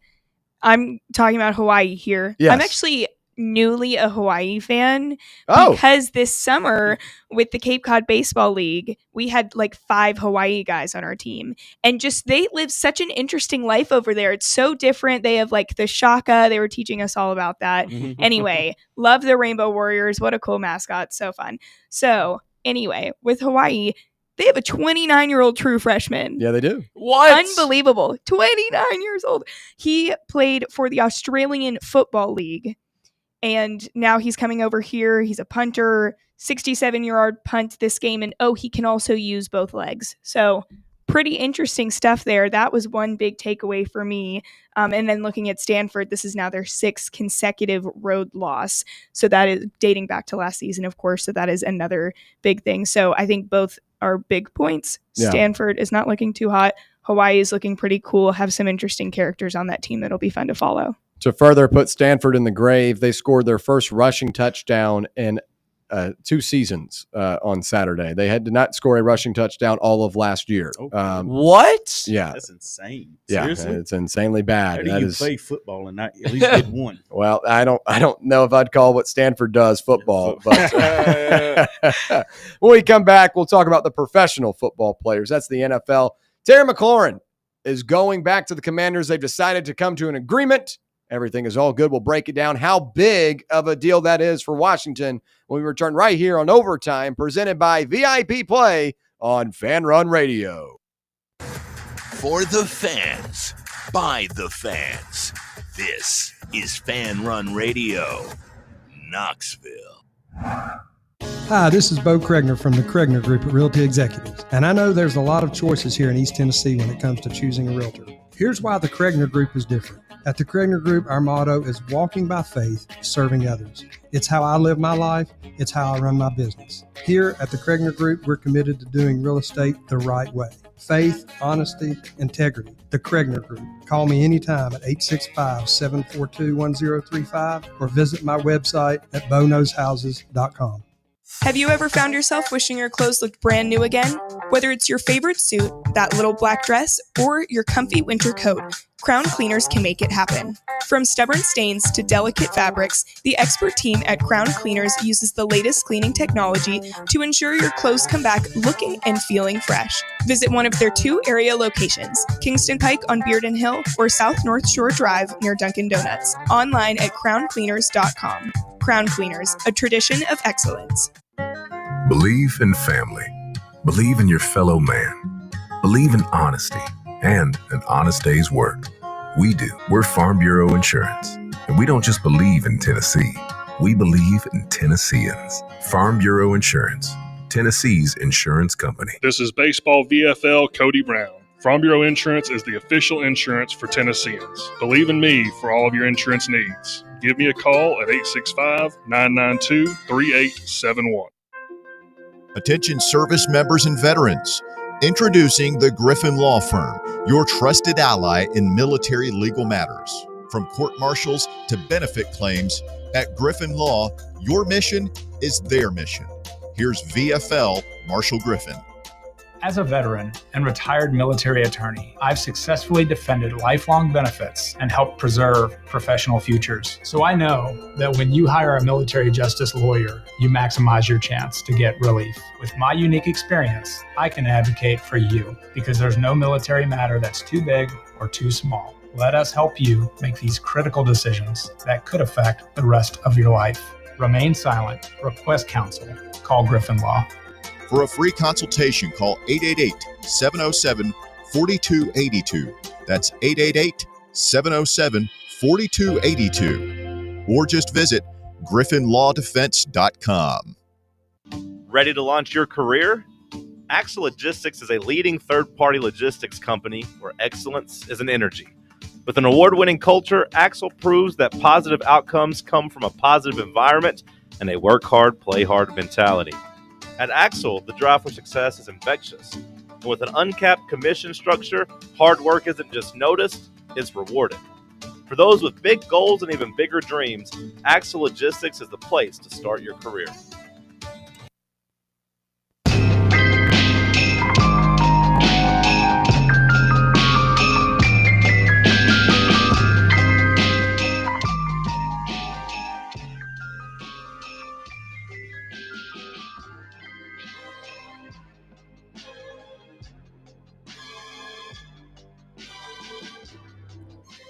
All right, back here on Overtime, presented by VIP Play. Make sure you go claim your $100 in bonus bets when you bet $5 on the VIP Play app. Use the code FANRUN. That's FANRUN in all caps to claim those bonus bets. And, folks, we are back in the swing of things. Football is officially here. Man, it felt like it today in Knoxville, by the way. The weather was beautiful. Some great weather today. Maybe not as much right now. I was about to say, it's kind of grim right now. Well, it was earlier today. I walked out of my place and I checked the temperature. It was 67 degrees. I was like, man, it feels like football season. I sat on my porch today. It was lovely. There you go. Yeah, a good day to be outside and a good day to also download the VIP Play app. Use that code FANRUN to claim $100 in bonus bets. Bet on the Tennessee-Syracuse matchup this weekend or whatever else you choose to use those bonus bets on. Gambling problem, call 1-800-889-9789. Must be 21 years or older and located in Tennessee to bet. Okay, we'll swing it over to the Shield, where after a months-long stalemate that included a public airing of his frustrations, a holdout, a hold-in, and a trade request, Pro Bowl receiver Terry McLaurin agreed to a 3-year contract extension worth more than $96 million with the Washington Commanders on Monday. And the deal, which includes a $30 million signing bonus, that must be nice, according to one of those two sources that first reported it, makes McLaurin the 6th highest paid receiver in average annual value, tied with Philadelphia's A.J. Brown at a $32 million a year stake. It also ensures that quarterback Jaden Daniels will have his go-to receiver for the season and beyond, and ends a lengthy standoff that had cast a shadow over a Washington offseason that was mostly positive due to what the Commanders were able to do last year. And this is a really, really big deal that they're able to keep him, because you've got a rookie quarterback, or I guess a second-year quarterback, I should say. I always do this. Rookie contract. I know, rookie contract. I always do this for some reason. I always say rookie quarterback instead of rookie contract. You've got a second-year quarterback on a rookie contract, which means you've got a lot of opportunities to bolster your roster. And they did that by adding guys like Laramie Tunsil. You can afford to bring in a guy like that. You can afford to bring in a guy in Deebo Samuel that I'm not very high on, but I understand the move. Kind of similar to Stephon Diggs going to the Texans last year. But McLaurin has been through the thick and thin of this Commanders team, and he deserves to be there for the good days. He deserves to have a quarterback that isn't going to be dropped or waived by the end of the season. And Jaden Daniels, that was his go-to target last year. It's big to keep that chemistry. And I think it's just understood of how big of a deal this is, because Washington's going to be a team this year that's looking to make it back to the postseason, looking to compete. Maybe this year trying to dethrone the Eagles in their own division as the winners of the NFC East. It's going to be a tall task, but I think they do have some pieces in place that could make it possible. But re-signing McLaurin gives Jaden Daniels the opportunity to continue to have that rhythm, continue to have weapons and options. And for the Commanders, with a contract that is, going to be due here in a couple of years for Jaden Daniels, you got to cash in while you can. Big deal that they keep Terry McLaurin today. Tyler, what do you make of it? Terry McLaurin has missed a game since 2020. He's had 6 straight seasons of 1,000+ receiving yards, and he has not had one receiver that has eclipsed the 700-yard mark. This guy has carried your passing offense for the past 6 seasons. He has had Alex Smith throw to him, Carson Wentz throw to him, and now you finally have a stable quarterback in Jalen Daniels who can be the guy. He's proved that he is more than capable of being your franchise cornerstone behind center. So I've been saying you have to lock up Terry, and I never really had any doubts that Adam Peters and company wouldn't, because it's really hard to find consistent wide receivers in the NFL. Now, I'm not saying that, it's hard to find good wide receivers, because there are so many. I think wide receiver is the deepest position in football, talent-wise. But when you have a guy that hasn't missed a game in 5 seasons, churns out 1,000-yard seasons, I mean, he's up there with the Mike Evans of the world. Consistency. And when you look at, these other top receivers that are getting paid more than Terry McLaurin or in that same ballpark, DK Metcalf, right? Is DK Metcalf really better than Terry McLaurin? I wouldn't say so. Now, if you want to, argue quarterback play and just a bunch of other factors, offensive coordinators, then it's still Terry McLaurin. He has gone through the most change. So for Terry McLaurin to get his $33 million a year, to make him the 6th highest paid receiver in football, it's more than deserving. And you saw how dynamic the Jaden Daniels to Terry McLaurin duo was last year. I got both of them on my dynasty team. I think this is a really, really good pairing. It's not a coincidence either that, Jaden Daniels played his best football. Now, yeah, you only have one season to use it as a sample size, but I don't know if Jaden Daniels would have won offensive rookie of the year if it wasn't for Terry McLaurin, because this guy is so pivotal to your offense. And not saying I want to wish this, but I am curious to see, if Terry was out for a 3-4 game stretch, what this offense will look like without him. I think he's so crucial, so important to what Cliff Kingsbury likes to do in this offense. And I believe that, they paid him what he deserves, making him a top 6 paid wide receiver in the NFL. DK Metcalf really, really set that market. So I'm glad that, Adam Peters and company were able to come to an agreement. And now this Commanders team, they have, all of the makings of being a legitimate threat once again in the NFC. Jeremy, what do you make of it? Man, just round of applause for a franchise for doing something that you actually should do. Yeah, there you go. Like making us wait this long wasn't needed. But anyways, though, I mean, for basically all the reasons that Tyler hit on, I mean, this is a pairing that has shown that it can be dynamic. Jaden Daniels is still on his rookie contract, so why not go ahead and pay him? I mean, it just makes no sense. I mean, 6 straight seasons of 1,000 yards. I mean, he's been through a QB carousel itself. I mean, and he's shown that he can not only be consistent, he can be productive, but he can also take on the challenge of being a go-to receiver that is willing to get on the same page with another QB. I mean, so the leadership that he has shown has been huge. So I mean, if they would have lost him, they just would have crumbled this year. Yeah. Jaden's production would have failed. That goes without saying. But I think you would have lost somebody who has, for better or for worse, been the face of your organization for the last half a decade. So I was always confident that this deal was going to get done. And if by some miracle it wasn't, I was going to seriously call up to Jim Irsay and be like, hey, yeah, you better get something done. Yeah. You better get something done. You're throwing money every other way. You might as well throw it in the right direction. So, yeah. But yeah, for me, I'm not surprised that this deal finally got done. Yeah. You know, you talk about like A.J. Brown and Terry McLaurin, where do you put those guys in that conversation? I think in terms of consistency and reliability, I think Terry McLaurin's one of the best. And he's not a guy that, outside of this, you know, him trying to make sure he values his own personal worth and he has to kind of play the game. I mean, he's not a guy that you have to really worry about. He's not a headache. Yeah, he's not And sometimes, you know, A.J. Brown and DK Metcalf, they can give you some of those headache moments, whether it be on the field or, you know, on the sideline. McLaurin, as long as, I mean, at least to my recollection, I can't name of a moment where he's really had any type of issue with anyone. Issues and And I think that's a good example too for this younger team. Maybe they're a little bit older now with a lot of the guys they've added in to go alongside Jaden Daniels, but I think that's good for Daniels to have your number one be a seasoned veteran that can show you the ropes and knows how the NFL works. And like a couple of these teams, you know, they'll get a new quarterback, and then you're in there with a lot of guys trying to figure out where they fit in the league as well.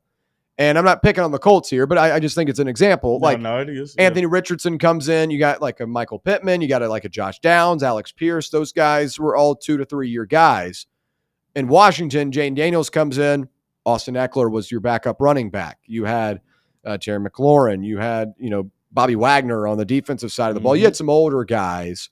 And I think that's really big, especially when you've got a guy that's coming off of being the man on campus at LSU and really any situation in the NFL, being the man at their old school and now having to come in and kind of figure out their footing. I think that's really big. Terry McLaurin, a big part of that.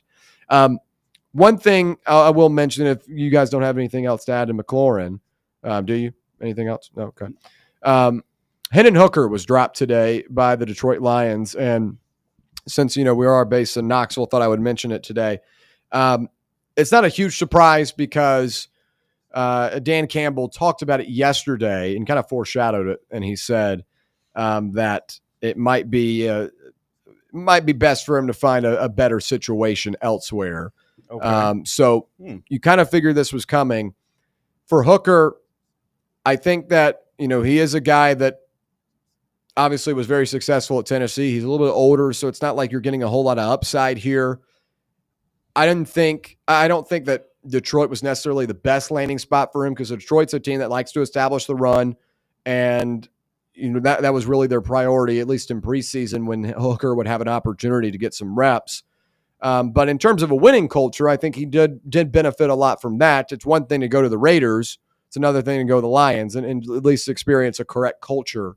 But off the top of y'all's head right now, any destinations that you can think of that would fit for Hooker? I mean, obviously a lot of people will say, oh, Tennessee Titans, come on. Let's be real here, folks. Like, you know, the Titans don't owe Hooker anything, and I hate when Tennessee fans try to make those connections to both the Grizzlies and the Titans. Like, let them be two different entities. I don't necessarily know if there's a perfect situation for Hooker at this age, at this point in the game, and knowing, like, we really haven't seen much from him ever since college. Like, obviously, he was awesome in 2022. I mean, he made memories that I'll never forget in my sophomore year of college. He's going to win the Heisman if he didn't get injured. I don't think he would have won it, but I mean, he was definitely. I mean, Caleb Williams was. He would have been. Sitting, he was in the conversation. Yeah, he would have been sitting in one of the chairs for sure. Yeah. He did win the fan vote. I will say that, if that's worth anything. So he's got a fan. It's worth something. He's got a fan vote Heisman Trophy somewhere, and he finished 5th overall. So he was a top 5 finisher. But Tyler, I know you're a big NFL guy. Any destinations that pop off immediately for you?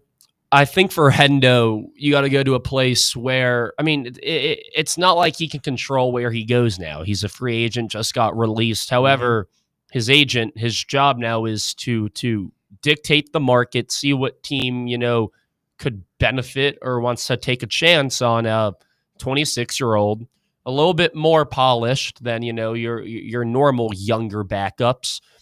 I think the Raiders possibly could make sense. Yeah, they have Geno Smith, but it's like a young Geno Smith and a young, I guess, Tennessee Hendon Hooker. Like, they do have a lot of similarities in a way. So maybe the Raiders is a place where he can go and learn and get in that, backup quarterback duel with Aiden O'Connell. And before you know it, maybe he wins that backup job and Geno Smith goes down for 4 weeks and Hendon Hooker comes in and he has a 4-week stretch from week 8 to week 12 where he's the starting quarterback, and maybe he can, gain some traction there, pick up some steam.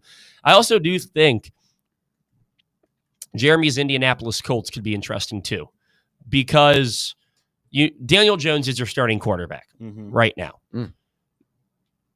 That means that you're still looking for another quarterback if Daniel Jones is your starting quarterback.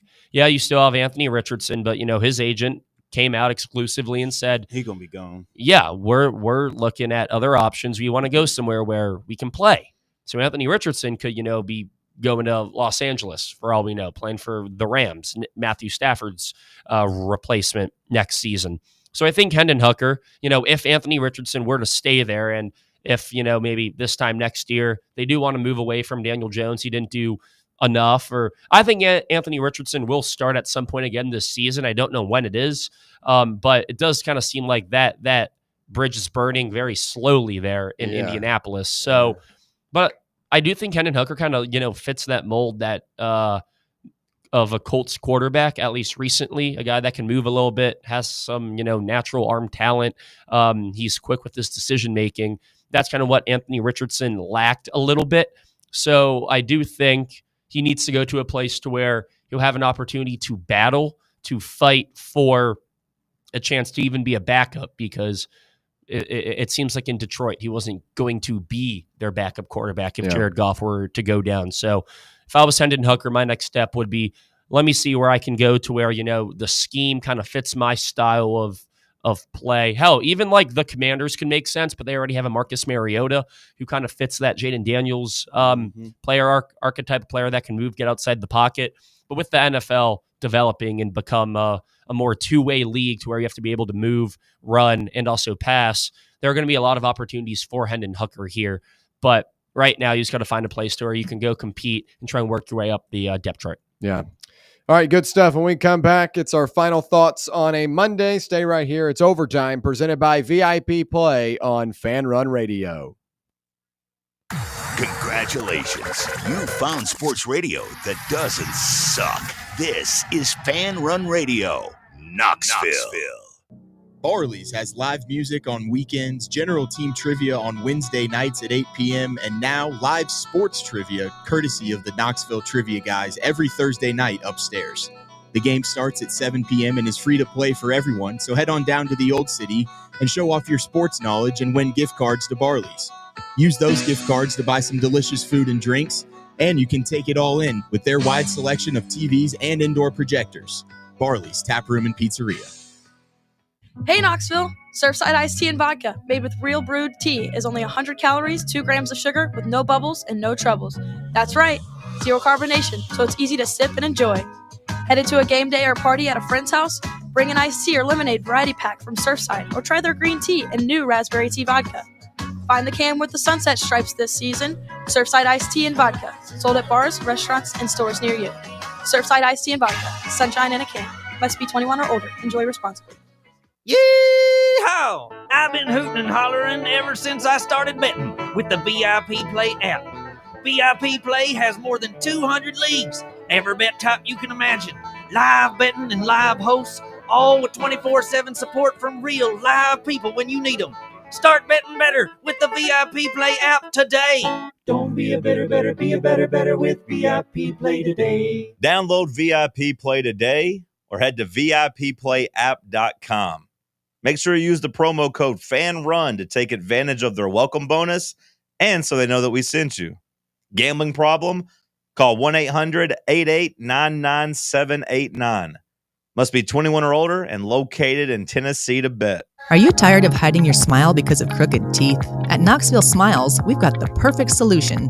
Invisalign. No metal, no wires. Just clear, comfortable aligners that straighten your teeth without anyone noticing. Eat what you want, smile with confidence, and see results in as little as 6 months. Call us today for more information about Invisalign, 865-539-1776. Or just visit us online at knoxvillesmiles.com. Smile brighter with Knoxville Smiles.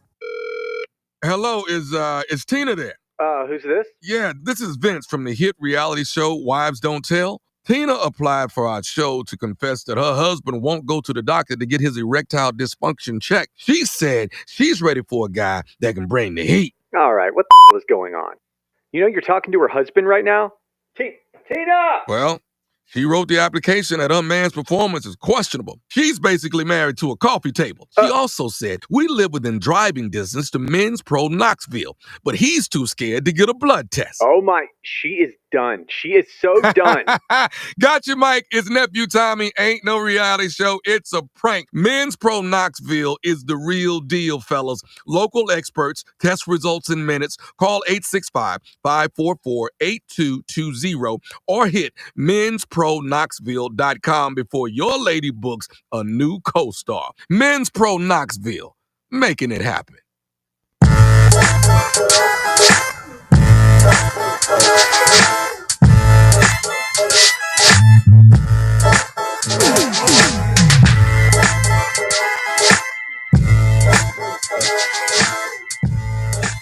All right, back here on Overtime. Final thoughts on this Monday edition of OT. As we were talking about earlier, week 0 of college football was back, and so were the best thing that's happened to bowl games in the last 10 years.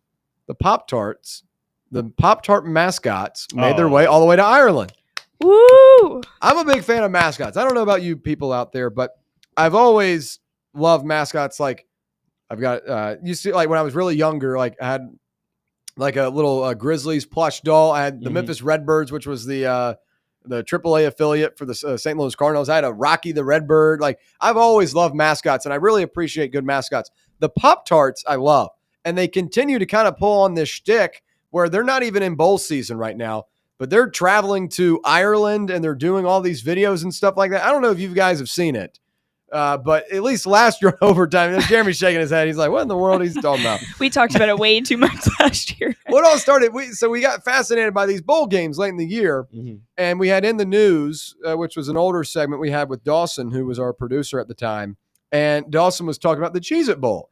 And we did a little bit of research, and there's actually you can book a hotel room, and you can book the Cheez-It room.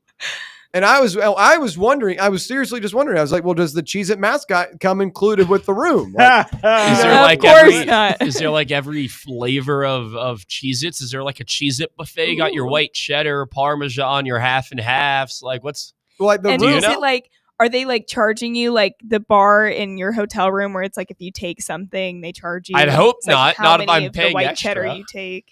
Oh, I mean, that would be a lot of work for the housekeeping people. Oh, so-and-so took 5 white cheddar Cheez-Its from here. They took 6 sharp cheddar. Well, the whole thing is but they literally changed the whole room. They put up Cheez-It blankets and curtains and everything, wallpaper, everything. And they have the Cheez-It hot tub during the game. and like the Cheez-It Bowl. Because like if a player scores, they'll jump in the Cheez-It hot tub. And I was wondering, I was like, do they have a Cheez-It hot tub in the room too? So we just kind of went down. Yeah, there it is right here. It's actually insane. Whoa! Oh my goodness. Yeah. So can see why we talk about it. It's a Cheez-It bed. That turned into the Pop-Tart Bowl. Is there a Pop-Tart room, or the Pop-Tart mascots included in a possible? They pop out, and So I know one person who would hate that. Who? Robin Lopez. I'm not sure if Jeremy or Allie are familiar. I'm not familiar. Robin Lopez, twin or brother of Brooke Lopez, NBA player. Oh! I thought you were talking about the actor. Oh, no. NBA player. I don't think he's in the NBA anymore, but Robin Lopez has a thing where he he despises all NBA teams' mascots. So there was a thing that he had for 8 years. It was like a running bit. I mean, I don't think, he actually has a real issue, but hell, what do I know? He would, during pregame shoot-arounds, he'd see a mascot and then he'd just abuse it.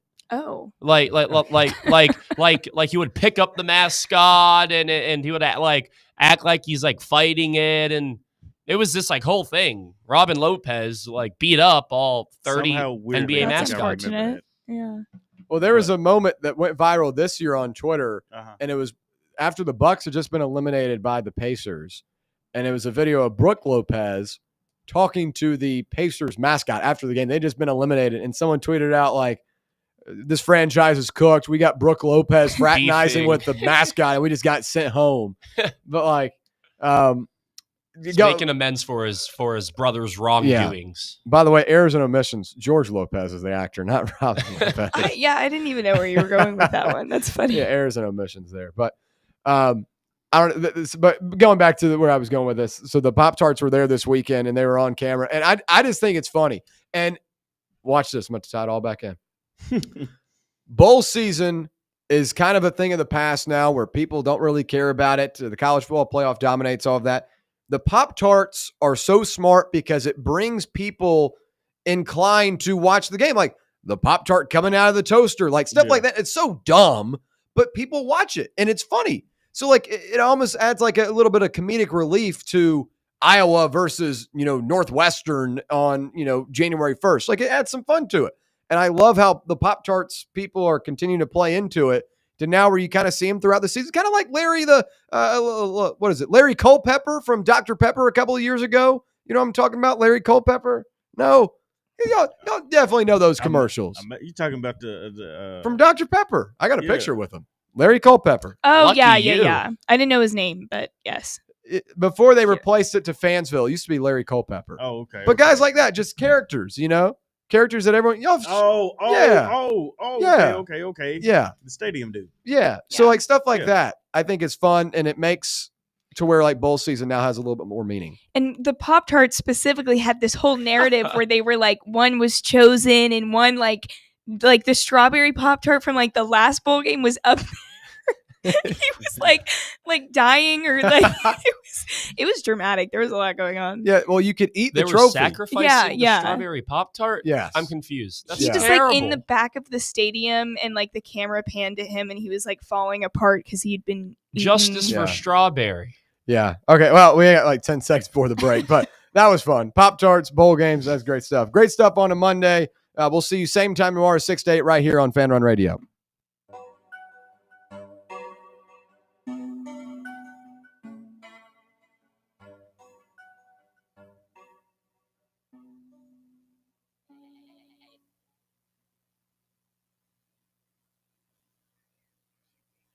A brand built in Tennessee and born from the love of the game, Inward Half revolutionizes golfing comfort. Crafted by a former pro and dedicated enthusiast just like you, our luxury performance wear guarantees you stay cool and comfortable through every swing and every day.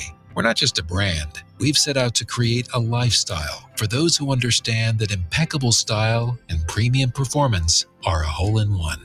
Enjoy the walk-in with Inward Half. Hey, Pack Rat. Yeah, you. Are you moving cross country and you just don't know who to call? Call us right now. Listen, you've probably seen one of our containers in your neighborhood, but did you know that we can help you move anywhere in the United States? It's real simple. We'll drop a container off at the location you tell us to bring it to. You pack up your valuable possessions at your leisure. They stay safe right in your home. And when you're ready, call us. We'll come and pick up the container and give you a scheduled date of when your furniture and the other possessions will be at your new home. So if you're moving across country or across town, be a Pack Rat. Join the Pack Rat family. Call Pack Rat right now for your free quote. See y'all later, Pack Rats. Call 800-965-1298. 800-965-1298. 800-965-1298. That's 800-965-1298. Radio Studios. Here's Fox Sports Radio's Odd Couple with Ephraim Salam sitting in for Rob Parker. Here's Kelvin Washington. That's right. We are the Odd Couple. Kelvin Washington, man, Ephraim Salam in for Rob Parker on this Magic City Monday. With the iHeartRadio app, you can stream us wherever you happen to be. Catch us and all of your favorite Fox Sports Radio shows live 24/7 in the new and improved iHeartRadio app. Just search Fox Sports Radio in the app to stream us live all day, every day. And be sure to select Fox Sports Radio as one of your presets in the iHeartRadio app. So it's always going to pop up at the top of your screen. Ephraim and I both know all about this. Achy knees, stiff back, joints not cooperating. Some days your body is just like, no, no, no.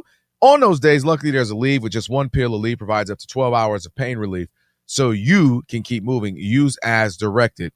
Got a guest getting ready to join us here in a moment. We got Jason Lloyd, and then coming up a little bit later, we're going to have Marcellus Wiley as well. And then we also have Ain't Nobody Got Time for That coming at the very last bit of the hour, Ephraim, where I saw something today. And you can see a rookie when you see a rookie. You just know, oh, that's a rookie looking at something. So we'll get to that in just a little bit as well. But one of the things you and I were talking about last hour, we're looking forward to having a conversation with Jason Lloyd, columnist for The Athletic, about is what we saw, what happened in Cleveland. We're going to have that conversation when we get him up here in a little bit. And what really will happen moving forward, which, again, none of us really know. Will he being Shedeur, make the 53-man? Will he not? I believe he will, because the quarterback is a position you need. And not to mention, when you have a 40-year-old quarterback, you have a quarterback, Kenny Pickett's already injured, and a rookie in Dylan Gabriel, you don't know what's going to happen. But the way that things are going for the Browns, wouldn't be shocked if all of them play at some point. Huh. That what I'm saying, between injuries and not playing well, those two things, it would absolutely not shock me if at the end of the season, all four will have played a couple of games at minimum. Yeah. Just to see what you got. He had to play. He was injured. He was out 3-4 weeks, so he had to play. You know what I mean? And now you look up, they all played 2-3 games. He might have played 4 or 5, and then you're just like, what do we do next? And you make decisions moving forward. That would absolutely not shock me if everyone got a chance to start a couple of times this upcoming season for the Browns. Well, no, I don't think it would shock anybody. They don't have a quarterback.